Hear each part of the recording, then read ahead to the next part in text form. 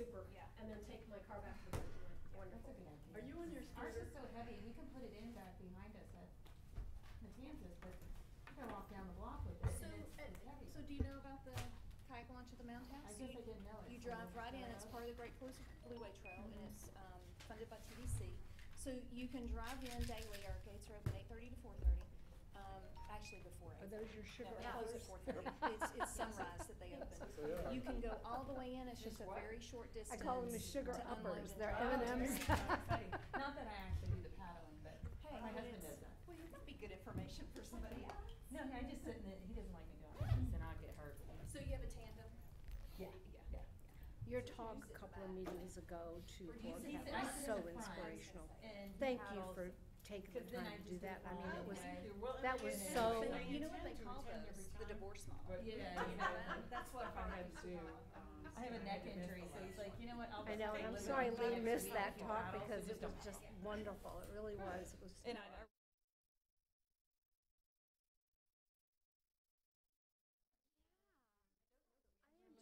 I believe we do have a meeting, do we not, like the 20s? I mean, I do believe we set the meeting, but, hey, Anita.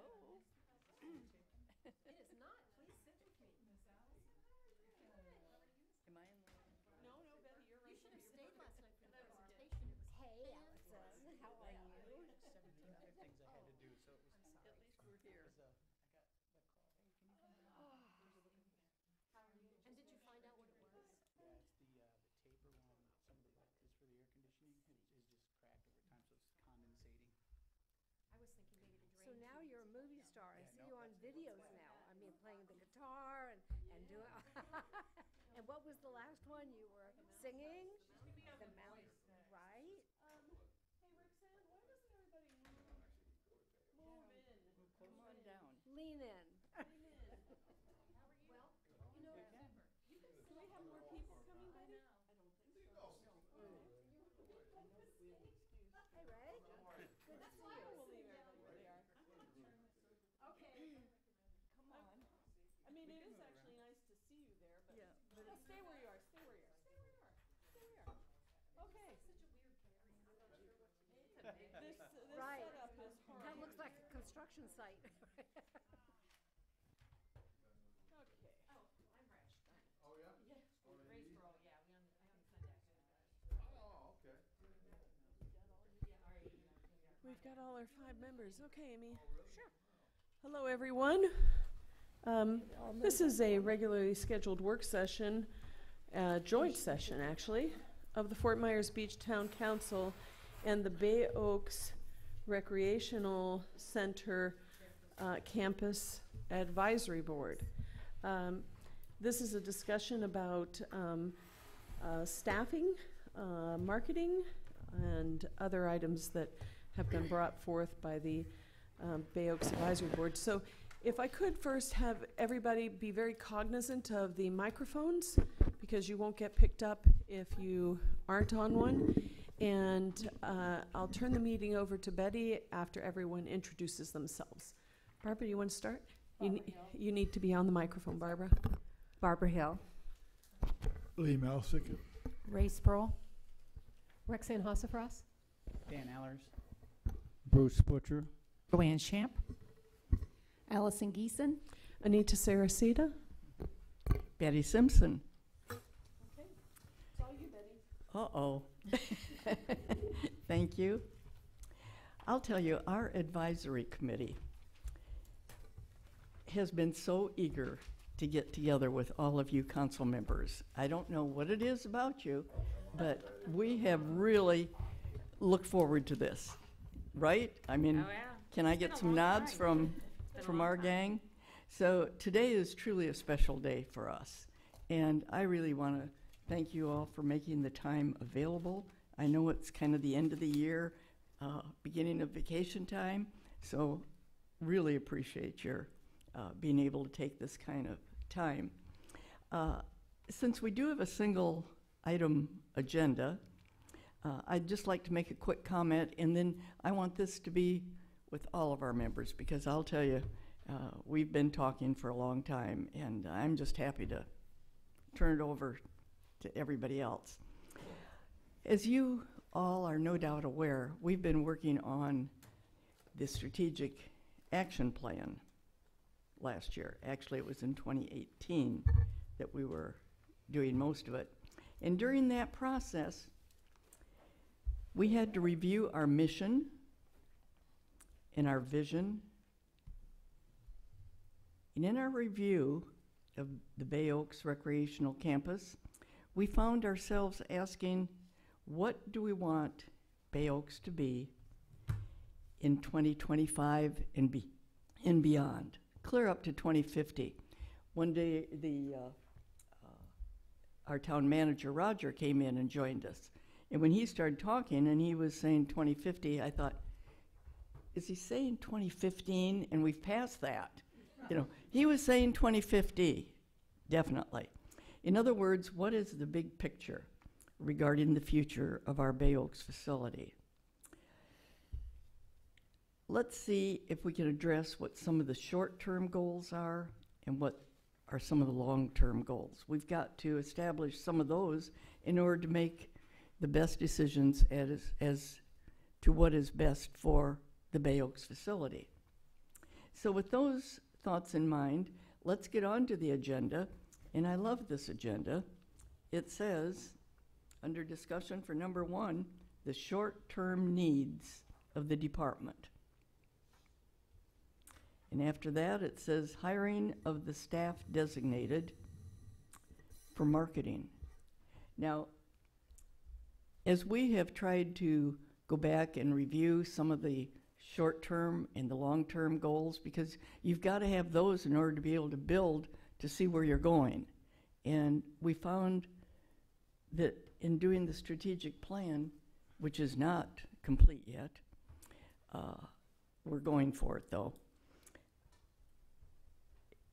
we really had to look and see what is our vision, what is really out there, and what do we really want as to the future of our facility.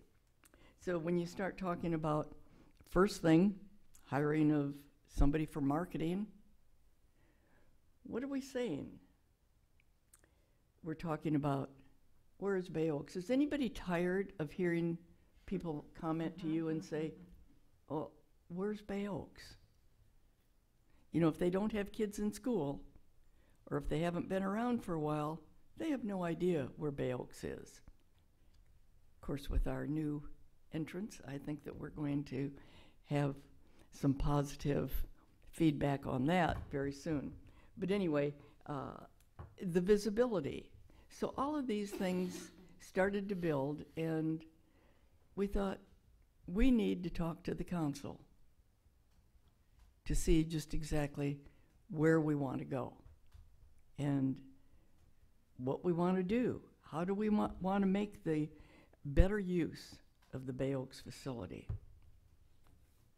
We obviously have some needs, but we've got to have a layout and a flow in order to be able to get to those needs. So we have to go all the way back. So at this time, I'd like to turn it over to any of our committee members that might want to piggyback on this. And I would respectfully ask for a comment. And specifically, can I ask Lee? You're going to jump right into the fire. Could I just ask to have Allison, do you know what's on our add-on list for the budget for Bay Oaks at this moment? Maybe you could, I was just going to, I don't know if you all know that. There's no point in hatching over something Well, that's already been approved. Well, or that's, just so you all know what's on that list. I'm sorry, I threw a curve at you. Okay.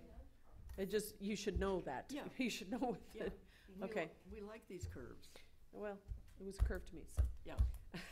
Okay. Yeah, please. Well, first of all, I'd like to say to council, I think that you should wrap Allison and Sarah in very warm blankets and impart a whole lot of TLC on them. In the I was originally on this committee back in 10 and 11, and the difference between then and now is night and day. They are extremely professional, very bright, and they have a really solid understanding of what's needed down there and what's not needed. I had a little meeting with Allison this morning. It's very impressive what's happened down there in those offices. Can I ask you a question? At the last Bay Oaks Committee meeting, you asked me whether or not I liked the idea of this sort of, let's call her a communal manager, managing 3 properties, or one particular manager for Bay Oaks. Did you change your mind? Well, I talked, that's one of the things I talked to Allison about, and she's very happy where she is. And far be it from me to dispute that.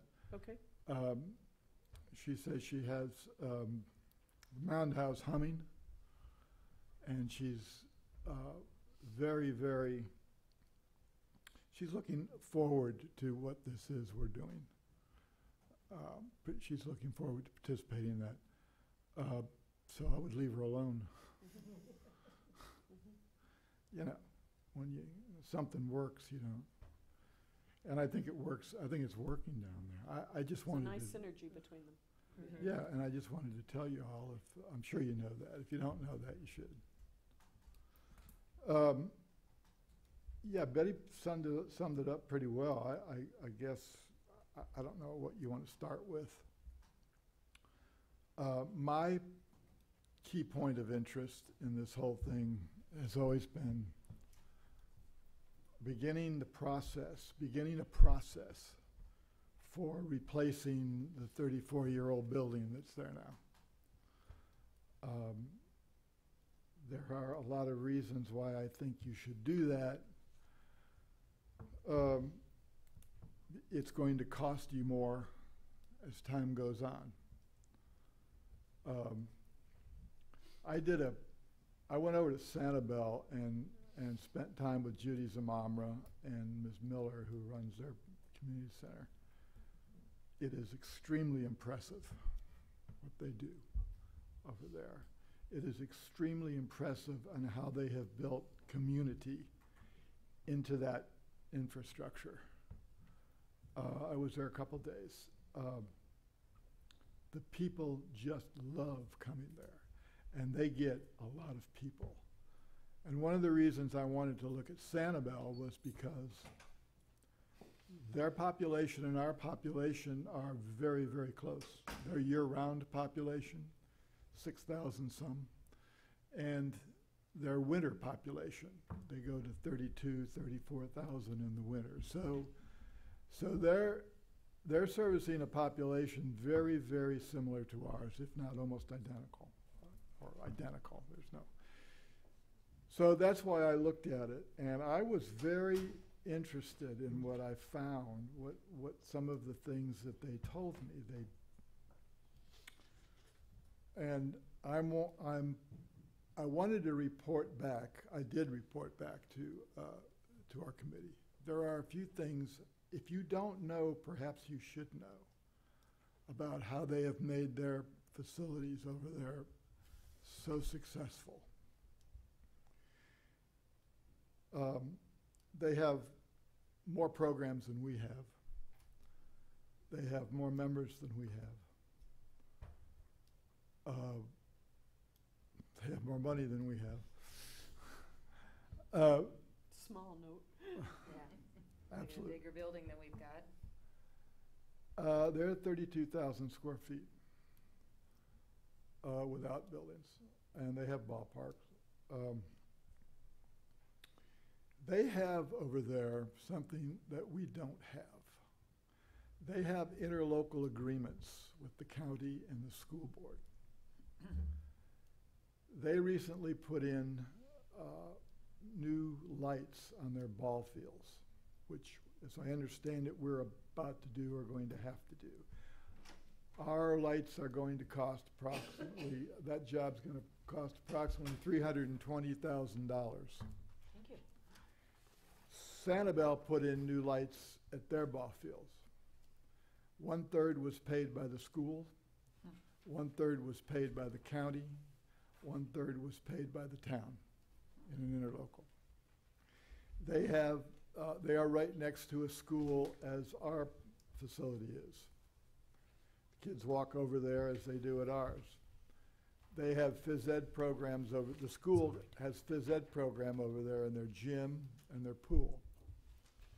And they have after-school programs.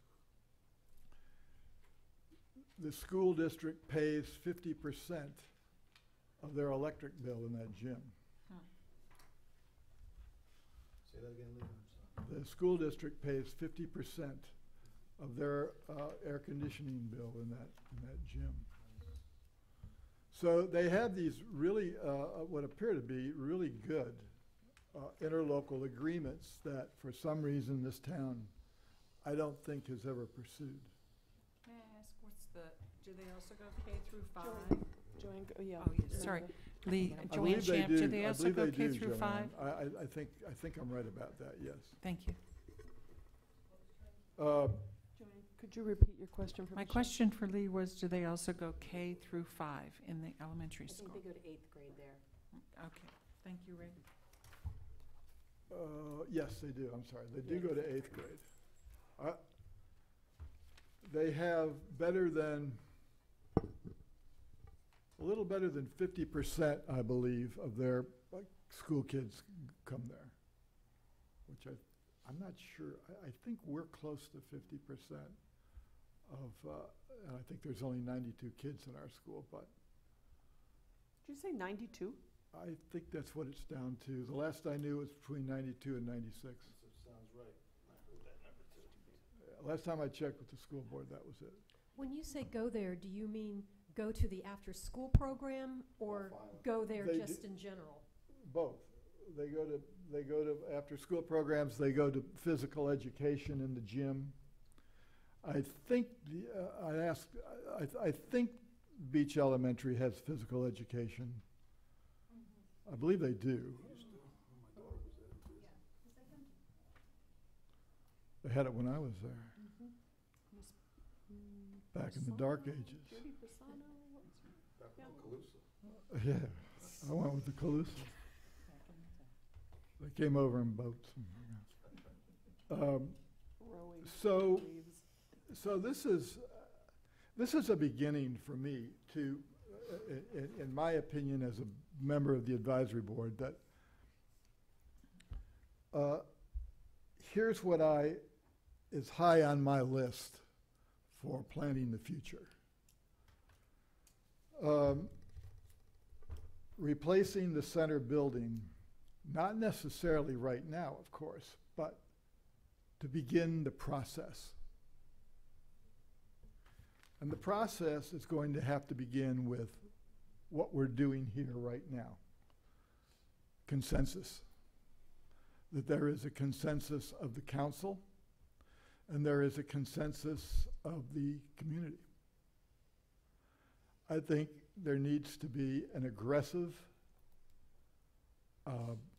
effort at community meetings, not just at town hall. I think the town needs to go to the Women's Club.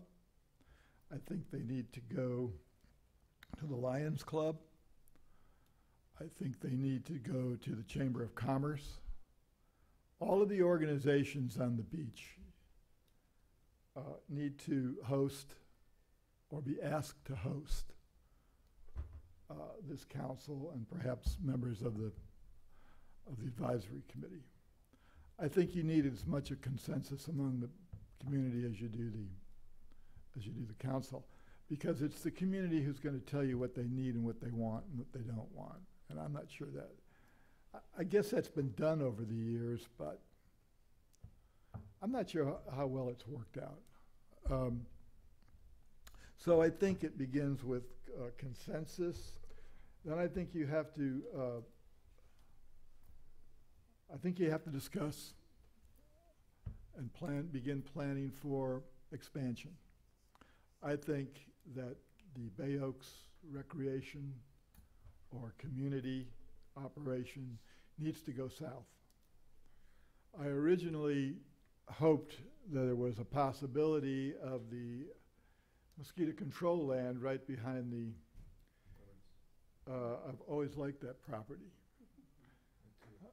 But I talked to Joanne Summer, and they're still very much in operation. I didn't know that. And she said there's no way they're going to give you that property. But she put me onto another property. There apparently, and I have not looked into this, but there apparently is a structure of some kind at Bay Beach that once housed its recreation or its wellness programs. There is a recreation room for, but it's small. I mean, it's maybe the size of this room, a little bit bigger, Well, What you might, with a excuse pool.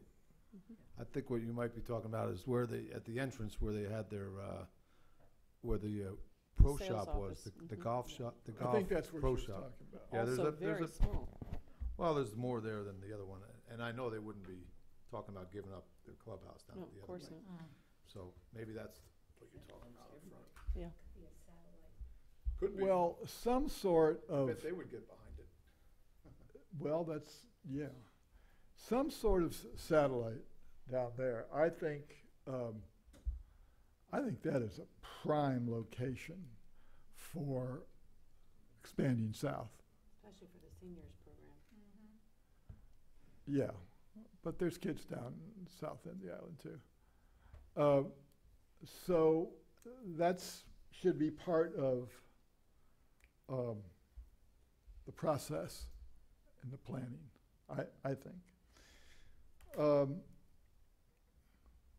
Obviously, then you get into, once you begin to the process of expansion and expanding programs, you get into this idea of,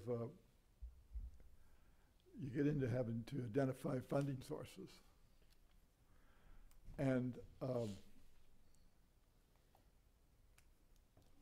this town needs a really good, for the kind of thing we're talking about, or maybe talking about here in planning the future, you need a really good grants writer, a real professional. Sanibel has one that they dearly love. Gotten them a lot of money. They're over on the East Coast somewhere. I didn't go into it too much with Judy, but they really love who they have, and they've really delivered. And of course, you need a good, and apparently you have one, a really good lobbyist. In Tallahassee,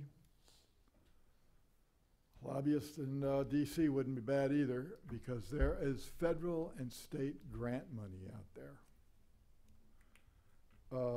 Sanibel has tapped it at the state level with the environmental and recreation grant money, which I believe still comes from the oil companies for their offshore drillings. That money was appropriated years ago. It was designated specifically for parks and recreation and environmental concerns in communities, including small communities like this. And so I think that the lobbyists and the grant writers are extremely important people in this whole process because the money's out there. Sanibel has a financial assistance committee, and this gets into the next part. They have a financial assistance committee of people on the island who do nothing but raise money for the center. Among other things, the thing we talked about, I noticed when I walked into their place, there are business signs up and down the walls. And they sell these business signs, and they raise money, and that money goes to, is earmarked, I believe, specifically for youth programs. And they've raised quite a bit. The last thing you need to I want to jump back now, but But the last thing you need, the other thing we really need to plan, include in this planning, is for, I believe, the first time in this town's history for Bay Oaks is strategic marketing. You need a marketer, folks. It's been said that nobody knows where this place is, or very few people know. I think that lot will do some good to open this up, but I don't think it's going to be the cure-all. You need good marketing. Allison really likes Dana Harpster, who I know used to be at the News Press with me, marketing her Bound House. I'm sure she's very good. I haven't seen Dana in years, but there's a couple of other good marketing people in Fort Myers I know too. You have to do that. I mean, you have to, it's not something you just talk about. You have to do it. Otherwise, you can plan the best facility in South Florida, and if nobody knows about it or understands it, what exactly you are, you're not going to do much more than you're doing now. And the last thing you need to talk about, and I don't know when this happened, the last time I was on this committee in 10 and 11, they actually charged membership fees for the building, for the center, and somewhere along the line that got stopped, and you're just signing in and you're a member. I don't understand that. Sanibel has membership fees. In fact, right now, they may have done it already. They're considering raising those fees by 15%. But they have membership fees. And Sanibel's revenue right now from their community center is between $700,000 and $750,000. Ours is around 59, and for the center and something for the pool. It's not even close. Lee, might ask, do you know what their membership fee is? You know, I can look it up. I had a sheet and I forgot to bring it, but it's not exorbitant. And they have members from Iona and Captiva. People actually go over from Iona to that place rather than come here, which I think is a shame. Why don't we get in on the Iona market? But there's more and more people living in Iona. So these are the things that I learned from a program in a facility that has been very successful. And when you go there and stand in the middle of that place and watch these people interact with themselves, you understand what community is. They're providing community, not just a rec center. But these people socialize over there. They have rooms for, which I think we used to have, I'm not sure if we still do, I guess we do. They have rooms for teen members to get together, watch television, do whatever they do, play silly games, fight, whatever they do, chase girls. I didn't participate with them, but and they tell me it's very popular among their teens, that it brought the teens in there. Something I guess we've had a problem with in our summer program, I think. But these are things that they do in a comparable population that has made their place very successful. And again, I understand, as Anita pointed out, that money is a lot. Money means a lot, and Sanibel certainly has, I'm sure, more money than us. When they combine their revenue with their budget, they spend $2.1 million a year on there. They started with a referendum that passed by 80% of their voters for a $6 billion bond issue to build. What year was that? I want to say it was 12 years ago, Anita, I think that was what, the town then kicked in, I think it was 2.5 million toward the first year, and they went from there. But when I would encourage you council members to go over there and take a look. It's amazing how these people come together inside that facility. They don't just come and Zumba or pickleball and leave. They don't seem to when I've been there. They stick around. They have a beautiful pool facility, as we do. But it is, you understand what providing more than recreation, what providing the very meaning of community is when you stand in that place. And so I would encourage you folks to go over and look at it. But my thing is, and I know other members have their things, when you begin planning, I agree with Dan on something he likes and we talked about. When you begin the planning of a band shelter, it should, perhaps the future should include a band shelter. A really good way to provide community. The problem with that is, I think it's a problem. As I understand it, the county and the school district are getting involved perhaps in a joint survey to once and for all figure out who owns what back there. Little something I got involved in when I was president of the Historic Society here, trying to get more land for a historic village. We got tied up in that. But that needs to be resolved. Mm-hmm. So the town, you as a council need to know who you're dealing with behind the center and how to go about getting more room for expansion. You need better parking. When you knock that building down, you may want a little bigger building. But that's, I think, apparently Roger doesn't agree with me, but I think that could well be a problem in the future when it comes time to expand parking and programs. What could be a problem? Who owns the, which party Resolution owns the land? sure, and of if you don't course, have any interlocal agreements with them, Resolution of that. Hey, Mr. School Superintendent, can we have this little chunk over here? Mm-hmm. Well, no, it's too valuable.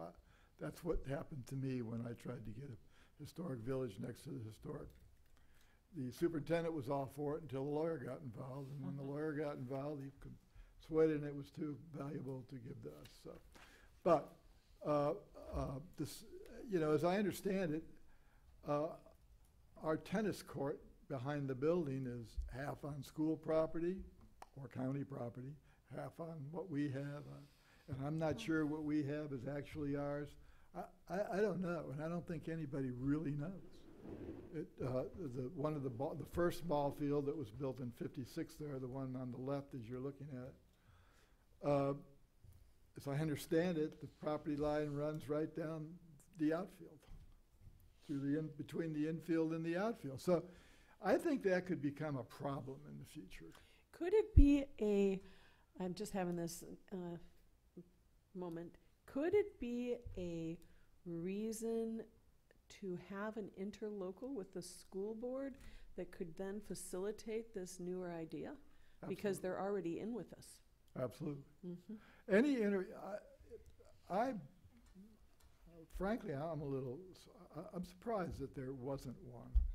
Once, even before we got the center, before the county took it off their books and put it on our books in '09, those ball fields have been there since '56, and I was in college when they built the second one. Ray, I don't know, was that mid-'60s? But he's not that old. He's old. He's old. I want to say at one point the Little League had an inter-league agreement with the school board. Oh, Ray, remember to talk into your The Little microphone. League Thank at you. one point, I know, did for a while, but I don't think Bay Oaks was part of There the might have process. been Was agreement, a one. use agreement. In '85, And when I was vice president of Little League, there was one. And it may have went But the I think wayside it- when Bay Oaks became I part of think the it- county, or the town, because maybe that's why Bay Oaks So- wasn't part of that at that time. Mhm. So although the town apparently feels fairly comfortable with where the land is now and your relationships with the county and the school district, now, I just think it's a potential problem down the line in your planning process. We need to find out. I haven't been able to yet, but if in fact there's a survey going on or about to start, we need that. I think our advisory committee maybe needs to find that out right now, but Mhm. because that's what I heard, that they were going to do that. Allison, I know that was something that Sean was working on before. I don't know if that's something that's been, the Do you know surveying? anything about that, Allison? I do know that Sean was looking into it. I don't know any results from that just yet, but I will try to find Okay. out where he was and if he was able to proceed and get any new information on that. You know, for the life of me, I don't know why it's so darn mysterious.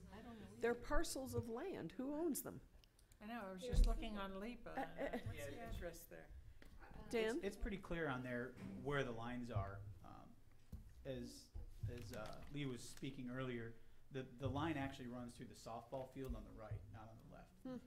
And when Roger was in the meeting with us the last time, he had spoke about there seems to be no animosity, or there's no issues No. with us using the land because it's a joint use thing, is kind of how it was explained to me. I agree with Lee. I don't know if us acquiring that land is ever going to happen, but if they seem to be okay with us using it, I don't think we're getting the best use of that land. I mean, that's a pretty big field that's sitting there empty probably 95% of the time. So as we've talked about, and I didn't mean to cut you off, Lee, I just kind of. That's all right. So if you go to LIPA, you can see a lot of the things that are laid out there as far as who owns it, and it's my understanding that the school board owns that property. Also, the property that's in the tennis courts in the back, and then we have the tennis courts that are back behind the building that are on county or town property. But for me, if we really want to make this a community center, we need to really look at how are we going to make it an actual community facility. It was brought up by someone on our committee last meeting that it's a basketball court and it's nothing that the community can use. And to me, a family is part of the community. And I don't see anything that if a family of 4 or 5 goes there, that there's something that they all can do at the same exact time to make the best use of their time. And I'll get into more later. I just wanted to throw a few things. Do Yeah, you want to say something? I talked to Allison this morning about this. Maybe I'm wrong, but I think the town should be prepared for anything. I think it could present a problem in the future. I think it's better to know sooner than later. So I think, just to summarize, I think the process for planning the future should include a process right now, to begin right now, because it may take 5 years, I don't know, to replace that decrepit building that was built wrong in '85, that the architect screwed up. Mr. Tisch, a fine man, and it wasn't all his fault because the county kept taking more and more money away from him. The rooms were originally supposed to be bigger for meetings and teams, and they kept pulling the money, and they got smaller and smaller. He constructed a roof that leaked for at least 20 years. May still leak, I don't know, but it never worked. And it was a white elephant to begin with. It's, as Dan said, it's a basketball gym and not a community center. And what Sanibel and some others have done, other towns have done, is create community centers. And I think the folks of Fort Myers Beach deserve as much. So. Well, you know, may I? Mm. Before incorporation, it was never an issue who owned the land. You know, we were the county, and the county owned it, and the school district owned theirs, and who cared?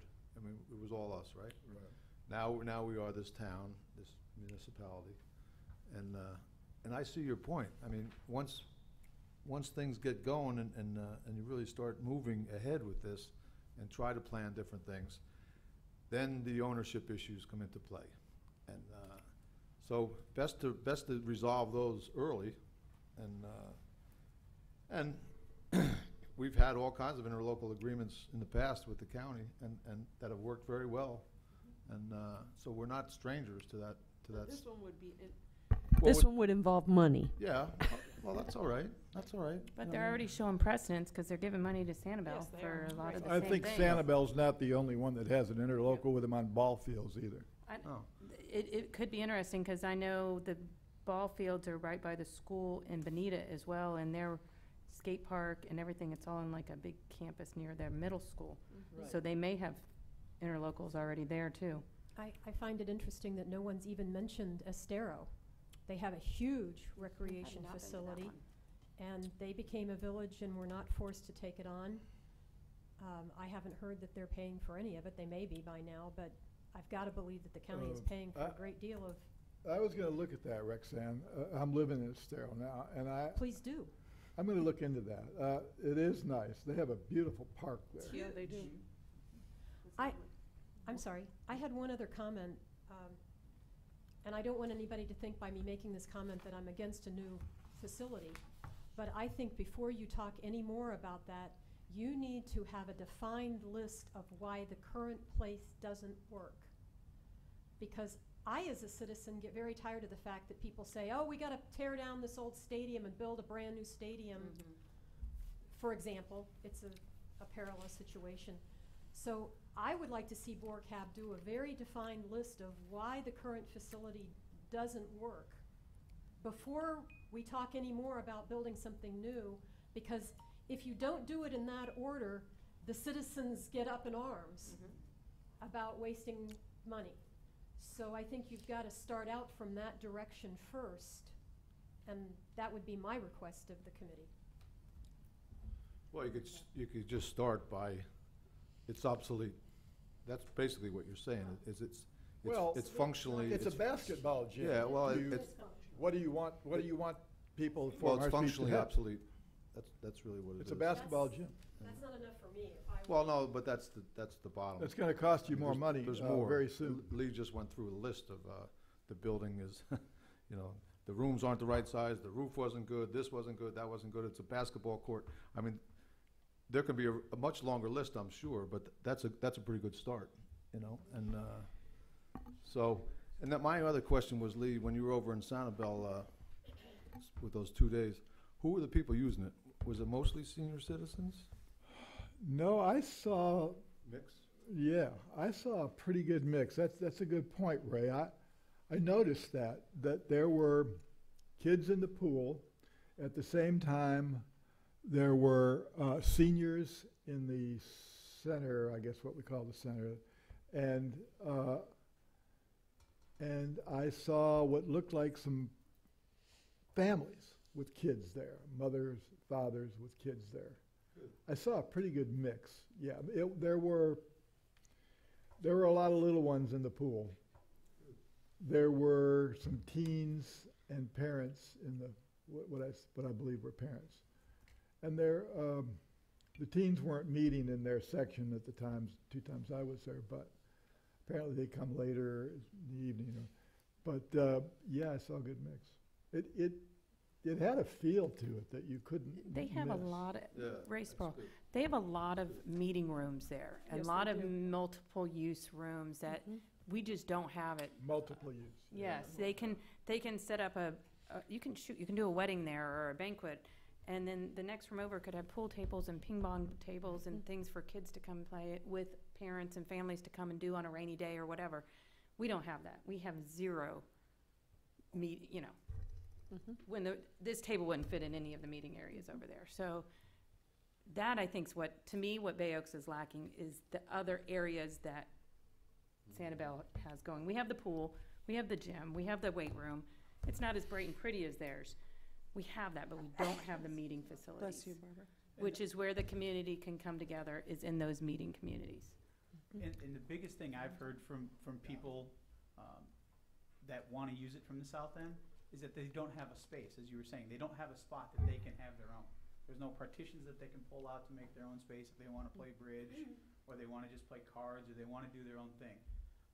We're always going to have to deal with the traffic, no matter what we decide to do there, what gets decided to be done there. But the biggest complaint I've heard is that there's no space. There could be someone playing basketball, and you're not going to just set a table up underneath one of the basketball hoops and play cards. There's no place for them to go. So why would they want to come and use it?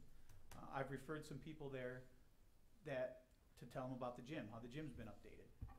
They've gone there, and I've told the story. They can't find it. They can't find the building because it's hidden behind the trees and nobody knows it's there. So it was put in the wrong spot to begin with. Whether we can change it or can't down the road, who knows? But there's no awareness that it's there. I tell the story all the time. I drive Uber a couple times a year during season just to get feedback from people to find out about it. And they always ask the That's same interesting. thing. Is there anything to do for kids besides just sitting on the beach or staying at the resort? I said, yeah, Bay Oaks. I've been coming here for 10 years. I never knew that place. What's Bay Oaks? Well, there's a pool. They have a pool. The awareness, they just do not know it's there. And sometimes I'll get them 2 weeks later or a week later, taking them back to the airport or something, and they'll be so thankful that they were turned on to a place that they had something to do with their kids. They had a community place that they could go. Now, they were probably bored out of their gourds sitting there and watch their kids swim because there was nothing else for them to do while their kids were swimming. And I think for me, that's the biggest thing, is how can we make this space, it's a huge spot. It's like 13 acres, just under 13 acres. How can we make that a great community spot? We've got the big, beautiful library there and nothing to support it. Other than, I mean, there's things there, but nothing that a family's gonna wanna go do. And a historic school. Exactly. With how many kids did you say? Well, I agree with so many things that are being said. I'm one of those people that lived here quite a while and didn't know that Bay Oaks was there, embarrassingly. It looks like this conversation, I think this is a really productive conversation, and Lee, thanks for really leading it off with some big thoughts. But it looks like it breaks down to a number of things. Obviously, marketing, we have to have something to market, so we have to decide when that person is or what. But it seems like perhaps town council, if we break these into some jobs that can be done, town council might be able to work with regard to pursuing the ownership issues, on that level, and the concept of interlocal agreements. And maybe that's more of a town council level activity. And then BORCAB, it would be very helpful, really, if it seems to me that if BORCAB would look into Sanibel, Bonita, Estero, et cetera, their community centers, and other national models even, for, you said it too, why doesn't ours work, and what local models do work? And very specifically, like, what do the rooms do? How are they? How do they look forward? What specific uses would the different rooms be for? So that we have an ability to, number one, justify any expenditures that we planned for, but number two, also to do that planning. And the sooner that gets done, I think the better, because we have a design pro coming in. The other thing that BORCAB could do would be perhaps, unless you think, Anita or other counselors, it's better done by town council, would be checking out that southern connection. Does Bay Beach really have anything there and have an interest in being involved in something? And I'm not sure who that person is. Bruce, if anybody on town council has a great connection for that conversation, I would be glad to have it with somebody that I know. And then also, obviously, the Women's Club. If we can't get as far south as Bay Beach, we might be able to get as far as the Women's Club. And that's a matter of whether that's a town council discussion for us to pursue, or town manager, or BORCAB. And then that brings us really to the fact that we have the design pro coming in. And so the more that we get this information, and the sooner, the better we are off, because we're gonna start all these meetings with the Design Pro, both with the communities, with the advisory committees, the community, and town council. And without some of these things answered, we may wind up, we don't want to spend money twice or have to backtrack. And I think the biggest thing is, and I totally agree with what Dan just said, unfortunately, it's not a welcoming place. So we have the Design Pro, we have that piece of property. But I mean, the fact that you have to like search for the building doesn't seem like anybody really has that much interest in having you find it. And it is just plain in the wrong place. Or the fact that it's gated off because of the safety of the kids crossing that street or whatever. I mean, you go there and you feel like, I am not wanted here. And, you know, we have an older community, quite frankly, in the rain and different weather. I'm just not gonna walk that far. So there. But if you look at the aerial view, of it, you know, we have a street that comes down even closer to it. We have the possibility now, we're gonna have a new entryway and an egress.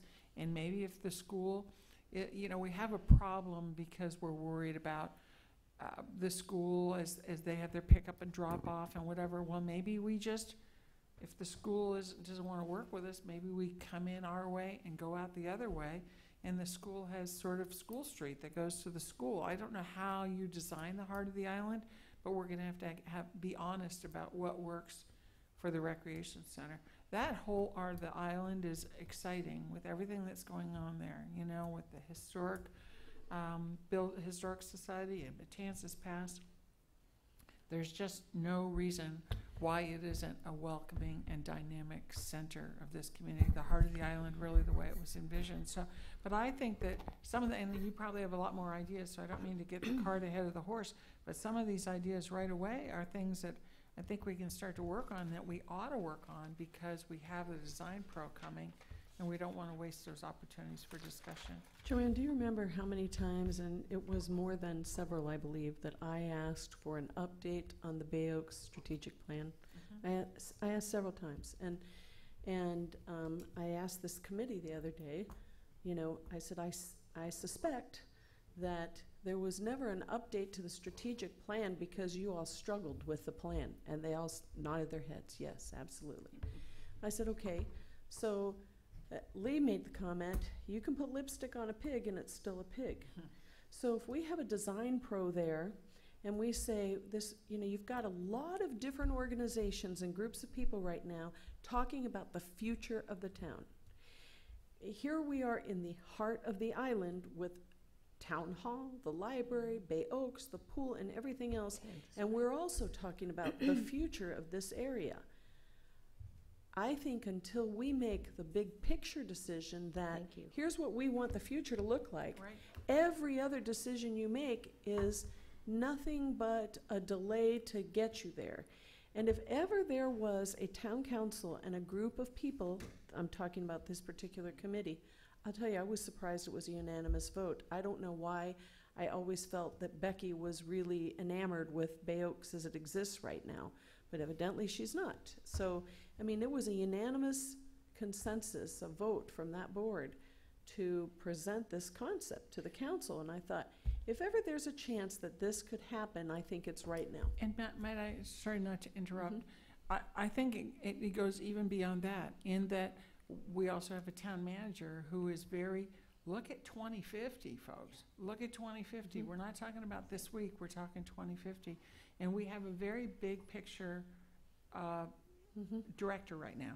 And nothing negative about anybody previously, but for the emphasis to purely be on recreation makes that very small as compared to the emphasis being on the whole heart of the island and as a true community center in so many ways. And I think that that is a gigantic vision that is really important, that does not go by the But do you agree that the current building does not serve the vision of a community Absolutely. center? But the other thing we have to remember too, that within that heart of the island is the library. The library was specifically designed far more than just books. It has a lot of meeting spaces. And if we don't sort of almost make an interlocal or however, because the library district is different than the school, if we don't also coordinate with the kinds of programs that they offer there, because they offer a lot. Joanne, we've tried. It Okay. has been, previous directors have tried to approach, now we got a different director at the library too. Right. They've been very non-willing to really work with And Bay I Oaks have whatsoever. spoken to the previous director, so I know some of that And, hesitancy, and I don't know. Because yes, you have the meeting If the current space and. library board feels that way. I'm just saying that if it's gonna be a community center, you've got all of these things beyond just our building, but we don't wanna build something that's already happening someplace else and try to compete with it.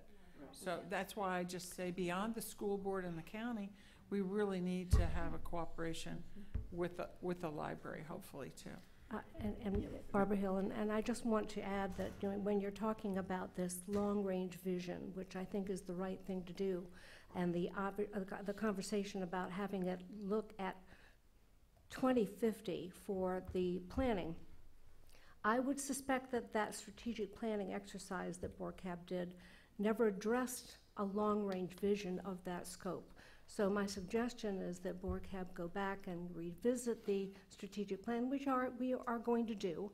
And, you know, that was a rather copious document which didn't address any of these issues, will be made into a far more comprehensive one that really puts out the timeline and who's responsible, whether it's a council decision or a staff decision or BORCAB work to be done. It maps out what the strategic decision-making processes should be for all of us. And that would include looking at every available piece of property that the town owns or could own in the future, and looking at satellite facilities that would better serve the community, and looking at, you know, is this a rec center? Is this a community center? Is this, you know, all wrapped up in one? Why use the word Bay Oaks? I mean, does that really identify anything? Maybe the name even has to be changed. It should be maybe the Beach Rec Center or something other than Bay Oaks, which sounds like a you know, a gated community. Sorry. But In Georgia. right, In Georgia. right? Actually, it is a gated community. It is Feels like a gated community. Yeah. It feels like a gated community, and I think, yes, you know, that footprint of that particular building can certainly be addressed in terms of where is the highest and best use for whatever activity will take place in the future, looking to 2050, having multitask rooms, looking at an amphitheater, looking at partnering with the library and the school for various activities, and even the historic group.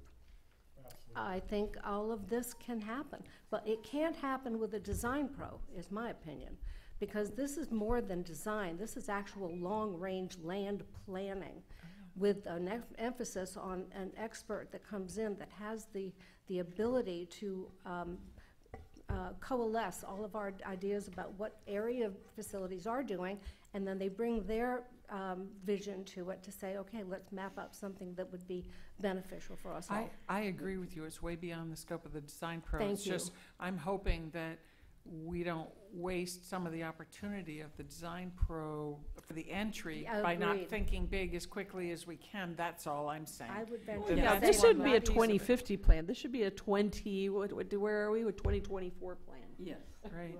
May I? yes. Ray? It occurred to me that this heart of the island term came about by the original Dover Cole study that we initiated for the comprehensive plan, okay? If you'll recall, in whatever year that was, 97, 98, 98, whatever it was, back then, and what happened was they identified certain areas of the island, came up with these plans, then it was up to us to see if we could bring these plans to fruition. Well, we did the Times Square plan, we did the old San Carlos plan, and there were a couple of other little small ones along the way.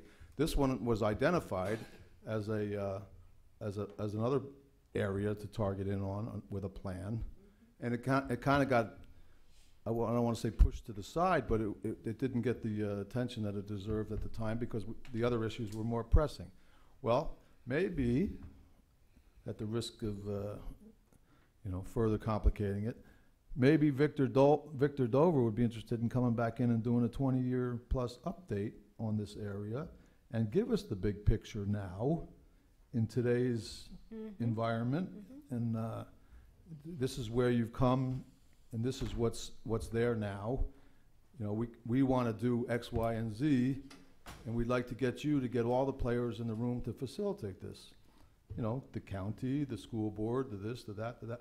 Throw them all in there, do the charrettes again, and see what sort of plan we come up to. And that way, you get the full community participation. When you talk about community, when we did those things back then, that really got the community involved in the whole process. You know, everybody came out, and you know, you had the little boards going, and everybody's doing their drawings and everything else, and it was interesting, and some results, hard results, came of it.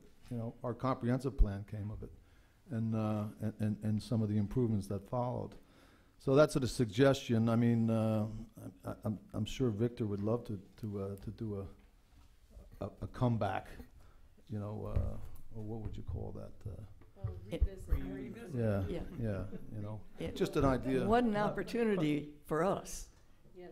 I mean, to have somebody like that, and just that idea. I mean, Betty. pardon? We're still here. Yeah, I mean, I just think that's wonderful. I mean, I just really think that. I bet he'd get. I it's bet something he'd we have could go he'd with. get thrilled. He'd be Or thrilled to it do has to be that. up to the council, of course. I'm curious what Bruce thinks, because Bruce hasn't said anything. I doubt that. Yeah, Well, Because then if it's an expenditure. right, Coun- you know, yes. obviously just- Councilmember Champ, Yeah. one of the meetings you were in with us, you asked us to put together some ideas and you know, come up with some ideas to talk about. So I started, and to answer your questions, I started looking into coastal communities, specifically small barrier type islands that have community centers, and what it is that works, what it does. It seems like they all have indoor outdoor spaces. They have spaces that certain age groups of people can go from one place to another without being disturbed, but yet they can all open up to make one big community space for, say, town hall meetings or weddings or whatever it is you want to do. So if you want, I took some time to put together some pictures and an actual drawing of what the Bay Oaks property looks like, only because I'm a visual person. If you want to see it, I'll share it with everybody. I've got one for everybody. They can look at it. Yes, It'd be please. great, You have it with you now? sure. I do, yes. That'd be great. Please. And it has nothing to do with tearing things down or starting again. It's just, like I said, I'm a visual person and I'm a space person. So if I can physically see it, it makes more sense to me. Great. And I Yeah. love I find it sad that we don't have this gathering spot. And not that Times Square isn't lovely, but it is very commercial and it's different. But I mean, to think about having a band shelter or a gazebo, you know, like, something that, like, I know it's almost like I'm thinking Norman The band shelter was Rockwell in the or original something. plan. The band Yeah, shelter was in the But plan. just something where we gather was. as, Thank you. Jazz you. and green. Thank you. Yeah. Yeah. Festivals, you have music festivals. That was all Ripon. contemplated. How about that? Ripon, was. hey, thank you, Dan, Is that- for being Dan, inspired and doing Dan, these is that things. I Ripon, love it. Wisconsin? No. Dan, Michelle needs one. Do you have an Oh, extra? yeah. If not, she can have mine, okay.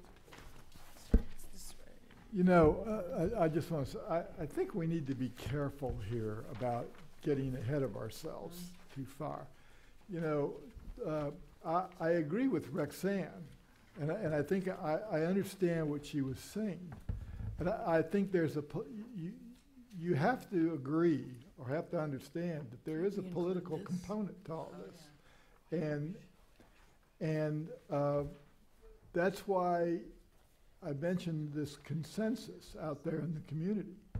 So, I think it's a good idea for us to come up with all the reasons, pro and con, why you need a new facility, why you don't need a new facility, what can you do to this facility to make it a more of community.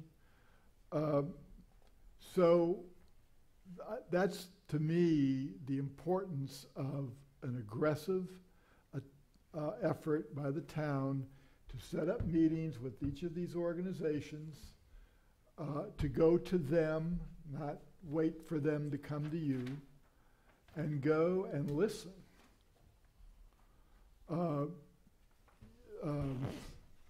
before you start talking about a lot of money, listen to what they want. I don't know, I suspect that you're going to hear from people that I think there is some disenchantment with that facility, with that building. How much, I'm not sure, I don't know, but yeah, it's a consideration. Can you make the people of the town of Fort Myers Beach understand that yes, we can have something nicer, we can have something for everyone, or if not for everyone, at least for a heck of a lot more than we have for now? Yes. So that's up to you. That's up to you as an elected body. And I guess to some extent our committee. But yeah, you know, Rexanne is right. Because you're going to be asked that. You're going to be asked that question by members, by residents here. Why do we need to spend the money? That may be one of the first questions some people ask. Why do we need to spend the money to tear this down? Be ready for it.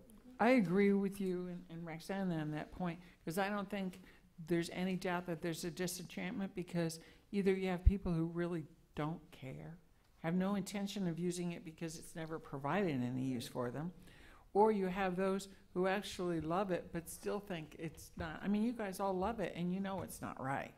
You know it needs. Yeah. So the disenchantment part is, I think is probably not hard to sell. It's, are we willing to spend to do something that we will be enchanted with?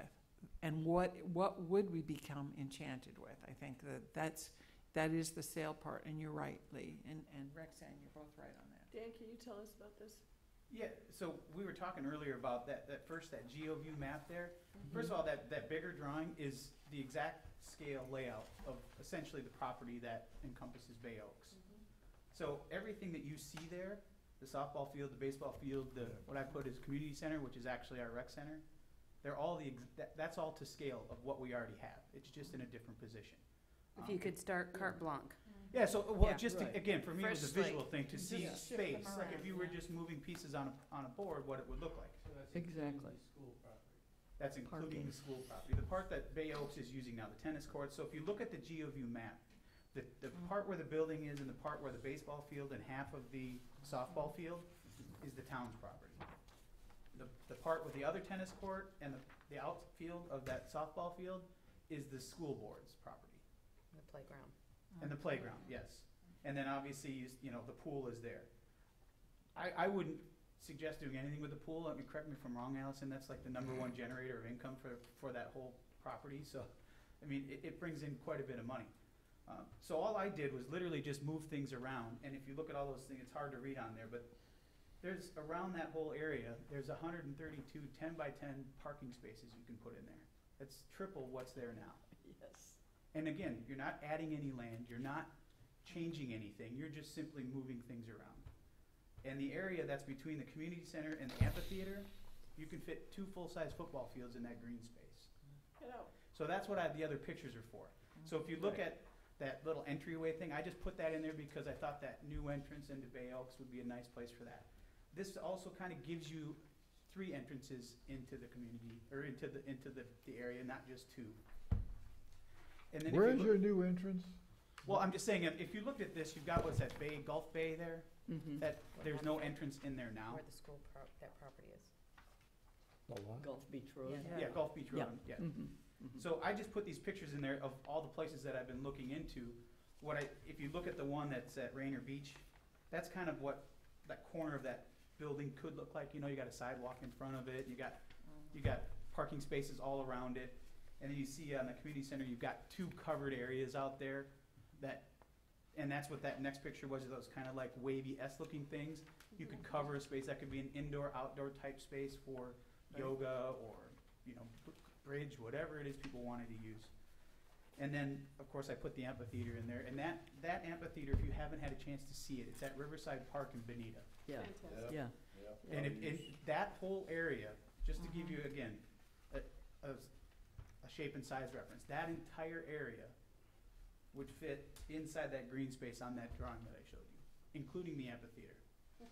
So when you look at the size of the property that is being encompassed there, there's a lot that can be done there to make it more of a community center. And again, I'm with Rexanne. I'm all about repurposing things that you can repurpose. And maybe this is something that won't get torn down, or maybe it's something that never happens. But for me, it had to be a visual thing that I had to see to understand what it could be for people that want to come and use it. So that was the only reason that I put that in there. Well, I think it's excellent. And you've talked about it before, and about who owns what and what we could do Yeah, with it. And so for you to actually put it on here, and I know when I looked at that, I thought, well, he moved the bill. Oh, I see exactly what he did. We've got parking now. You've got an entrance that people feel like they're welcome. And you can have a green space where you said that, where in front of the amphitheater. Well, like it's a to become welcoming green entrance space. that everybody will know what's inside it, right? Exactly. And we were also told to make sure we were fiscally responsible when we came up with an idea. Now, this is a grandiose type idea, but things like this could be accomplished while still utilizing the facilities that we have.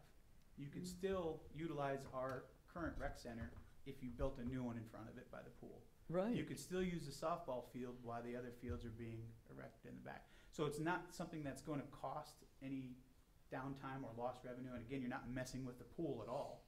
So the pool's still going to bring in the 600 and some thousand every 3 months that the summer camps bring in. But going back, like Lee said, you got to have a starting point.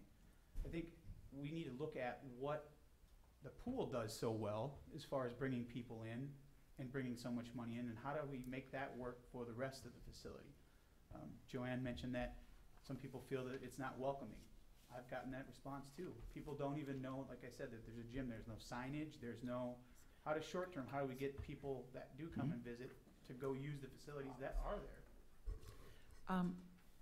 Another thing I noticed about the tennis courts, if you did move them, keep in mind there's a lot of people who play tennis. Oh, sure. There's a lot of people on Fort Myers Beach who are residents here who play, for instance, down at Bonita, right across from Docks. My husband and I join there, and we pay $1,400 a year for our membership for the two of us. And there's lots of people from Fort Myers Beach who are members there, because that's the nearest that there's good courts. Now, I'm not going to play on an asphalt court.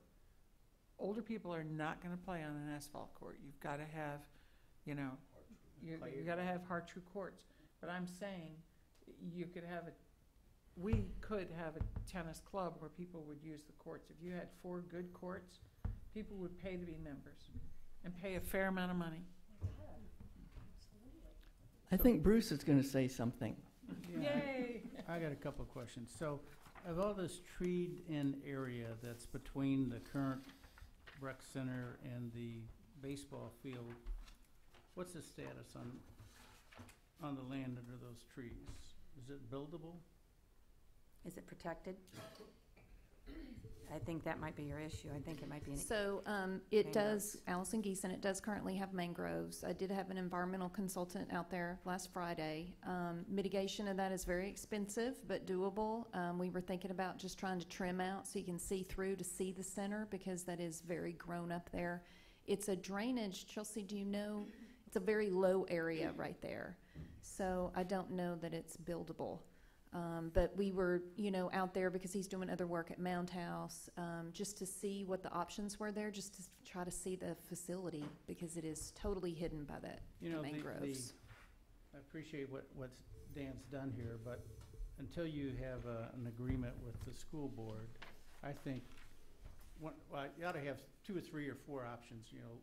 Lee made a lot of good observations. Do we need something south? Do we need something more mid-island? Those are options. Do we do interlocals with the library and this and that and the other and do things? But even if you just look at the map here, looking at the, what do you call this map?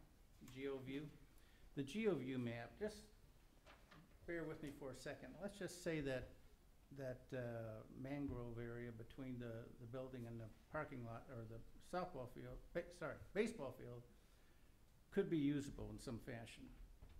You could put a band shelter there in center field outside the fence of the baseball field, facing towards home plate, and you've got a nice band shelter there. People bring their chairs out on the baseball field, boom, done. You go over to to the right, if I'm looking at the the basketball building, and you have a bunch of trees there. I hate to think about cutting down trees, but so you build another building there that's the community rooms with new showers and everything, because you need showers and you need ADA, if that's possible. Then you go to the softball field where the yellow line goes through the first to second baseline.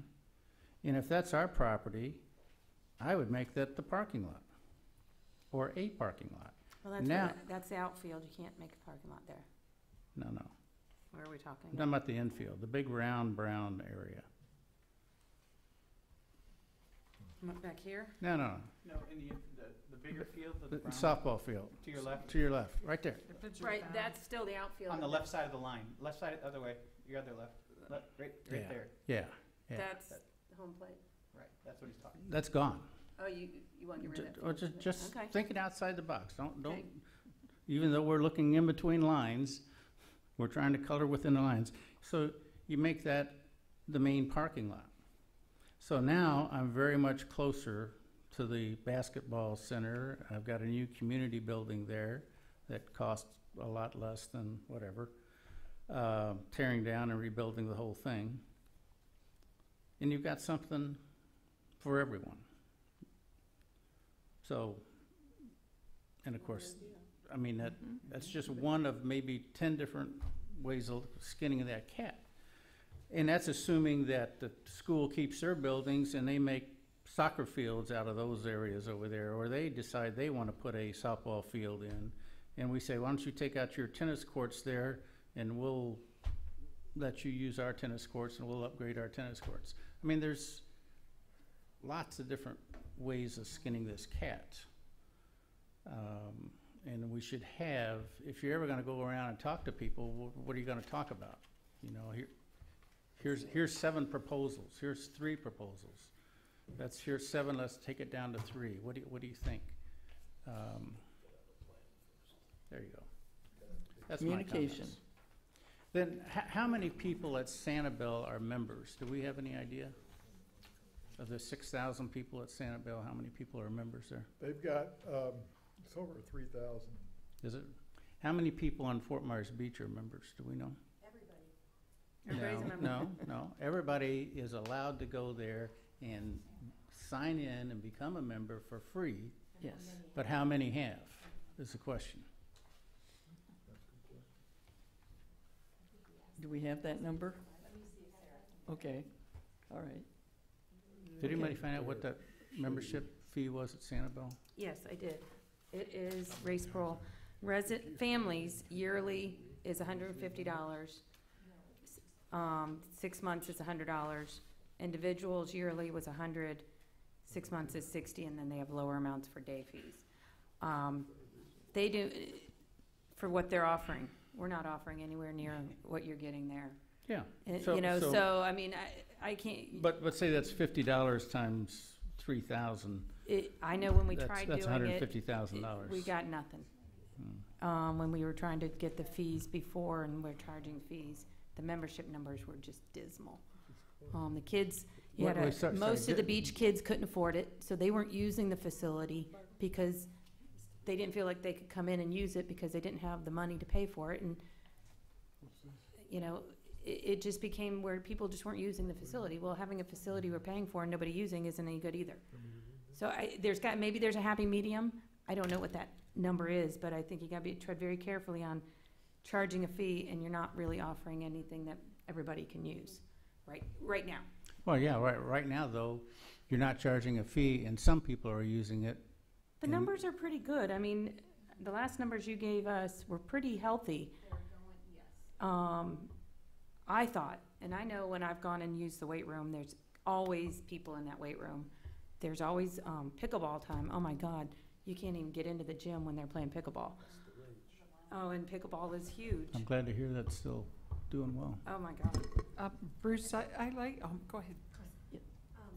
Bruce, Bruce, I think you were asking about how many people on the beach are members. Yes. And we asked that question during our BORCAB meeting, but apparently the data that was collected when that program first was initiated, where anyone could come and with a license showing proof of residency could get a Bay Oaks membership, a one-time thing, there was no record kept. I think they were looking into it, but am I right, Allison? Well, when you They when you weren't go able to there get that today, don't you have to information? give them a number or something? Yes, so as of today, there's 1,296 members just for the rec center. The pool is separate. And these, How many regular users are there? that's, well, yeah. But in the meantime, you know, our trusted Michelle over here was looking back for something, so thank God we still have a little bit of institutional knowledge. And back in 2009, Jack Green, who was then the town manager, very briefly, but he was, I believe that he started something. Lee's reading it right now. I was going to turn it over to John Herron. All these things were started back then. So they actually identified the parcels with which we share, or the county shares, property. There was a resolution, and it just fell dead. Never signed it. It was never signed or anything. It came up under an administrative agenda, and it just went nowhere. Jack Green said that they hadn't heard back yet from the school board. There was no public comment, and Councilmember Boback voiced his disapproval with the agreement. And the items at issue were the playground, frisbee golf, and liability. So it just never went to the next step, which this, I mean, it doesn't necessarily mean that they all didn't like it. It's just that the council changed, and and the town manager changed, and went right through the, but I think that the properties have been identified, at least as I read that on first glance. Well, you guys are looking at, can somebody just explain to me how the after-school programs work? The after-school programs? After-school programs, how do they work? Is that an agreement with us and the school, or is it just us and the parents, or Bay Oaks and the parents, families? How does that work? So we mainly serve Beach Elementary School students, and it is a daily, Monday through Friday, that's offered. And it is full-time staff. You know, there's a specific staff person who heads that up, who's doing summer camp right now. So we usually have about 25 to 35 on average. 45, we serve 45 of the 95 students at Beach Elementary. Sarah just sent me those numbers. So we are, as Lee said, about half of the school.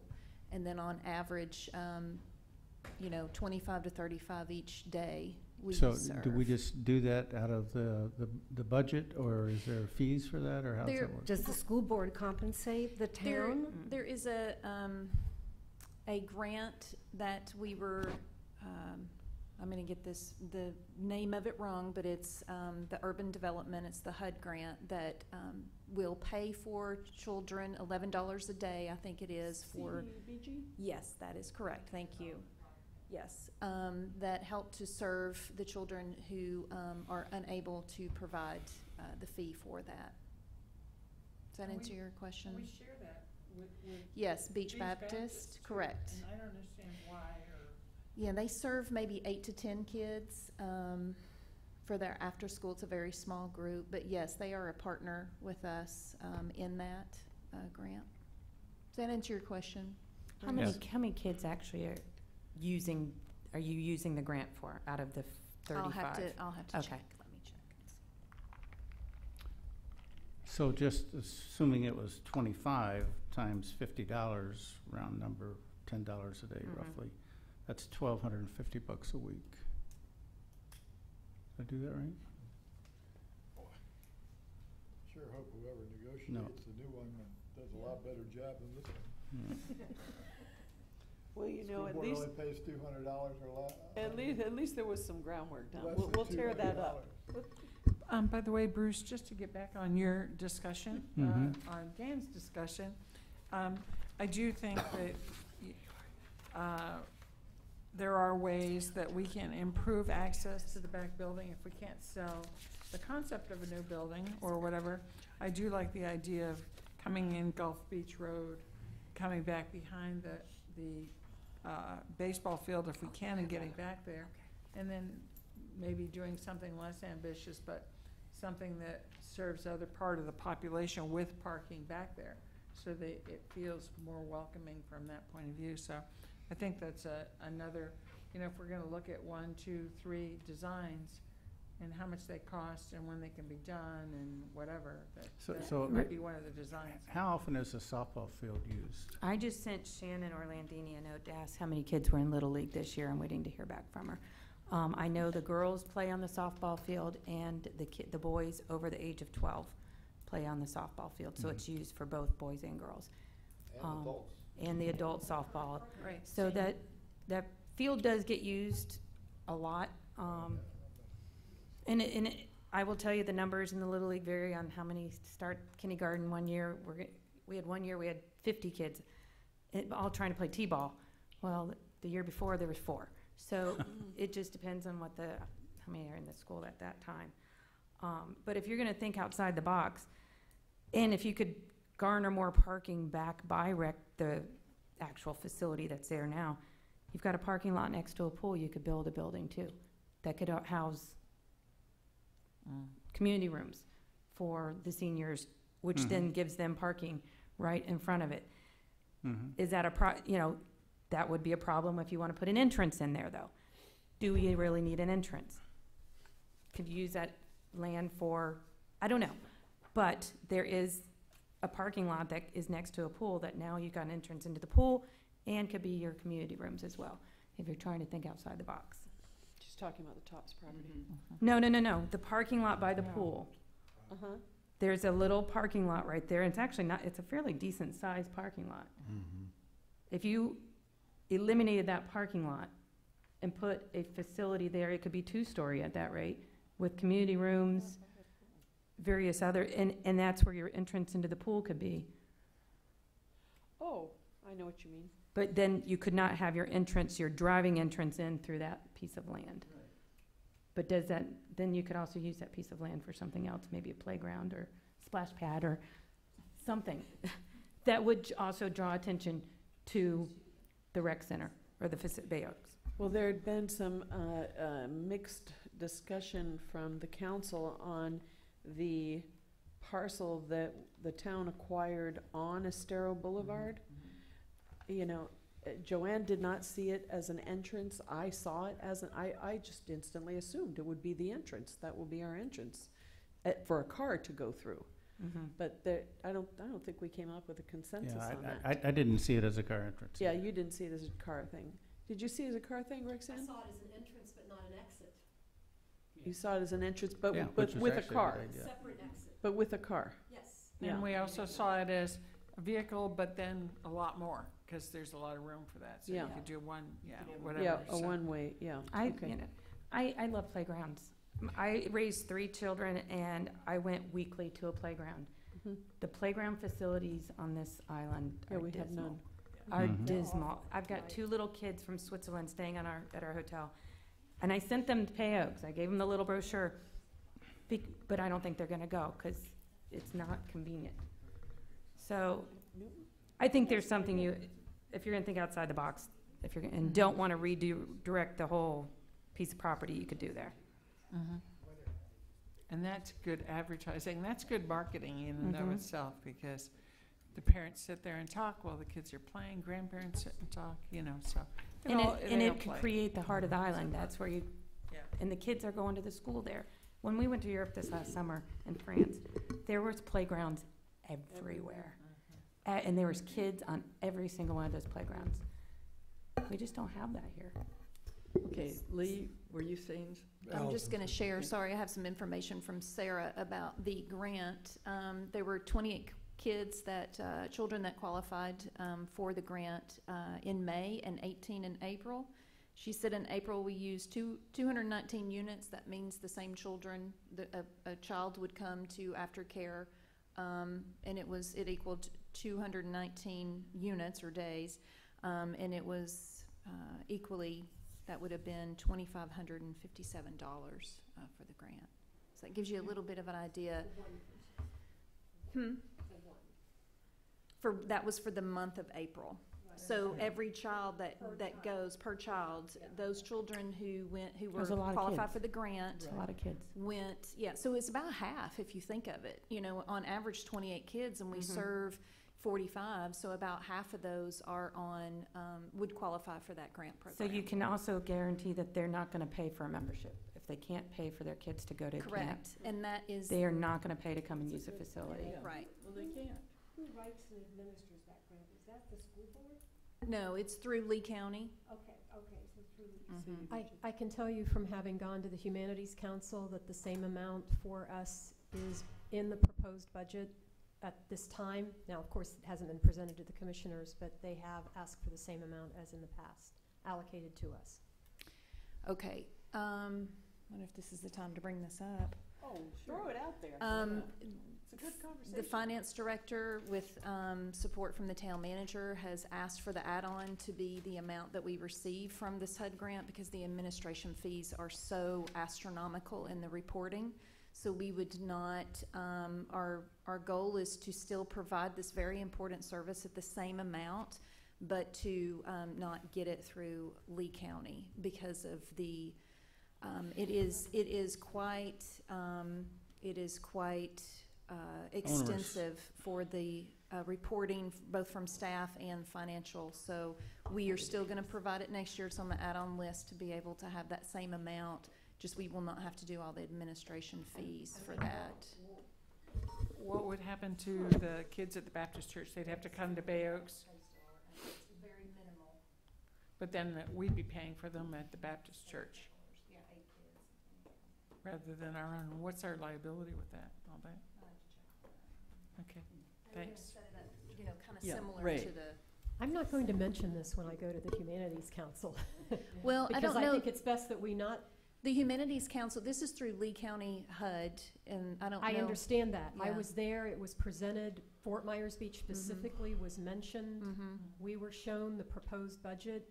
Well, we had a deadline, and it was June 21st, and the letter got mailed this week. So they know that we are looking to not participate, and we're still within the deadline for that. So that they are aware, they just need an official letter.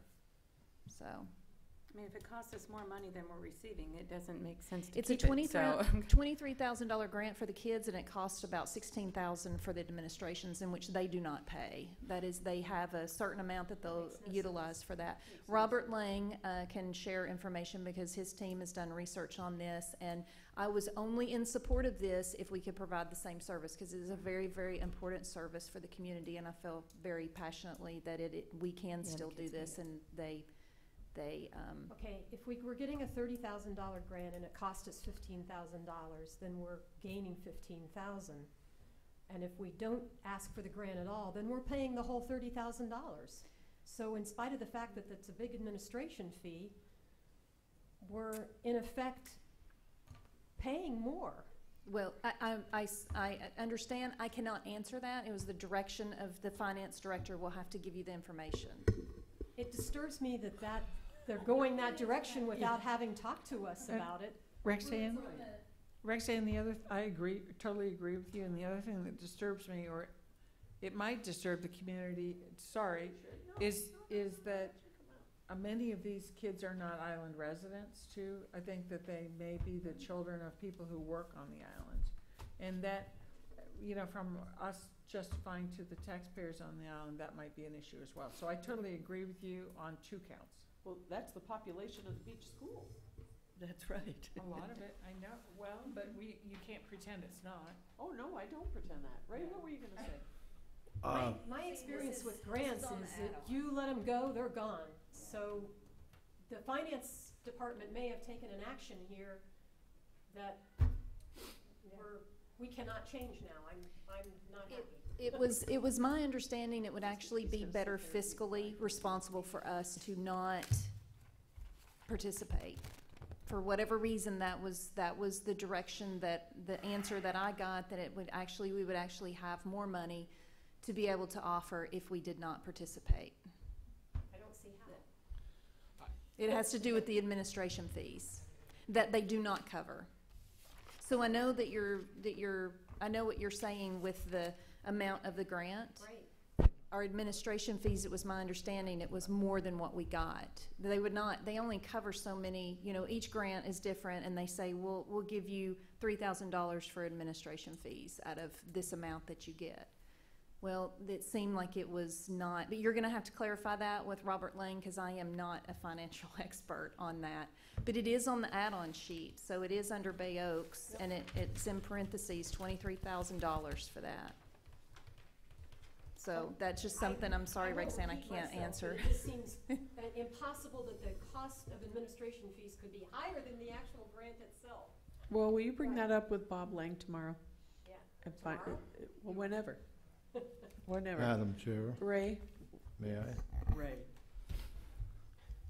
I've found this very interesting, this whole conversation. I've learned a lot today, but we're all over the place right now. And and we're far away from what's on this agenda here. I think all this talk about the future with the building league is a very worthy conversation, and we should be talking about it. But I think what we need to be doing today is deciding, are we going to hire staff to for event planning and marketing of this existing structure while it exists right now, as it exists, and at the same time start the planning for this future facility that we're going to have down there in the heart of the island. So if we're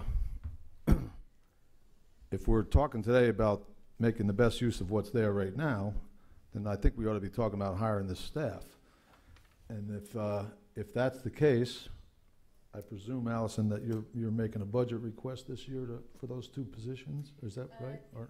No, that was not in the add-on list. This came after we initially. So on the add-on list, these are not in there. Okay.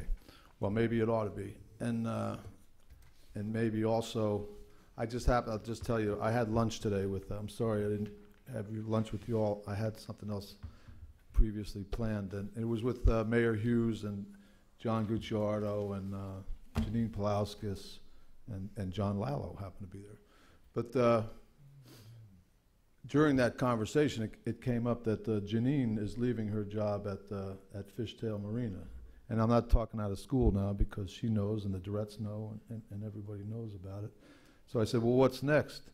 And she said, well, I'm going to get into event planning and marketing. And when I came back here, I looked at this and I said, oh, isn't that a nice little fit? So, with that being said, I'm merely throwing that out there as a potential possibility of someone that's familiar with the town, familiar with the facilities, and yada yada yada, and that may be able to help us in the short term, or at least maybe worth speaking with, and then go on from there. But I still think, Dan, I love your visuals. I love everything you've done here, but.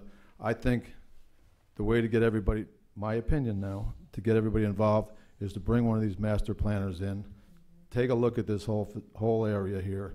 They can lay it out. First, they need to know who our users are, who are the seniors, the kids, the dump, a bump. I mean, for the life of me, I can't understand why you'd have this facility all the way in the back that the seniors are using, that they have to walk through here to get to. I mean, it doesn't make sense. Way back when, it may have made sense. Who knows? But it makes no sense now. The whole thing is antiquated. The whole site is antiquated. The guy next door, the future developer of the Tops property, is going to be very interested about what's going on next door there, and may be a willing participant in this planning. Not only the planning, but maybe even financially, he may have an interest in that. So he or she. So these are all things to talk about. But I think we're getting mired into a lot of the minutiae right now, instead of looking at, and that's not a criticism, because you've done a lot of good work, I can see that. The But- Tops property is, I think, could be perhaps down the road sometime, an element. It's a lot of money. Where is that at? What is it, where is that at? It's at It's 4.5 It's million. a lot of money. It's at 4.5 million if you're lucky. And then you gotta build on it. Not to change the subject, Or but nothing if not big thinkers. That's a lot of grant money you gotta get.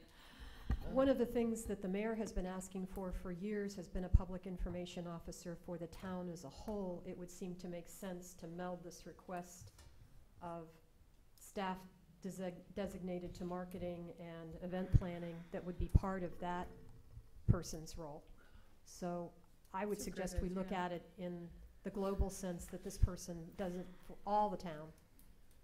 PIO and marketing Yes. for all town properties. That's a great idea, Roxanne. My only comment about hiring a branding PR firm right now, Ray, is that, it's that lipstick option again.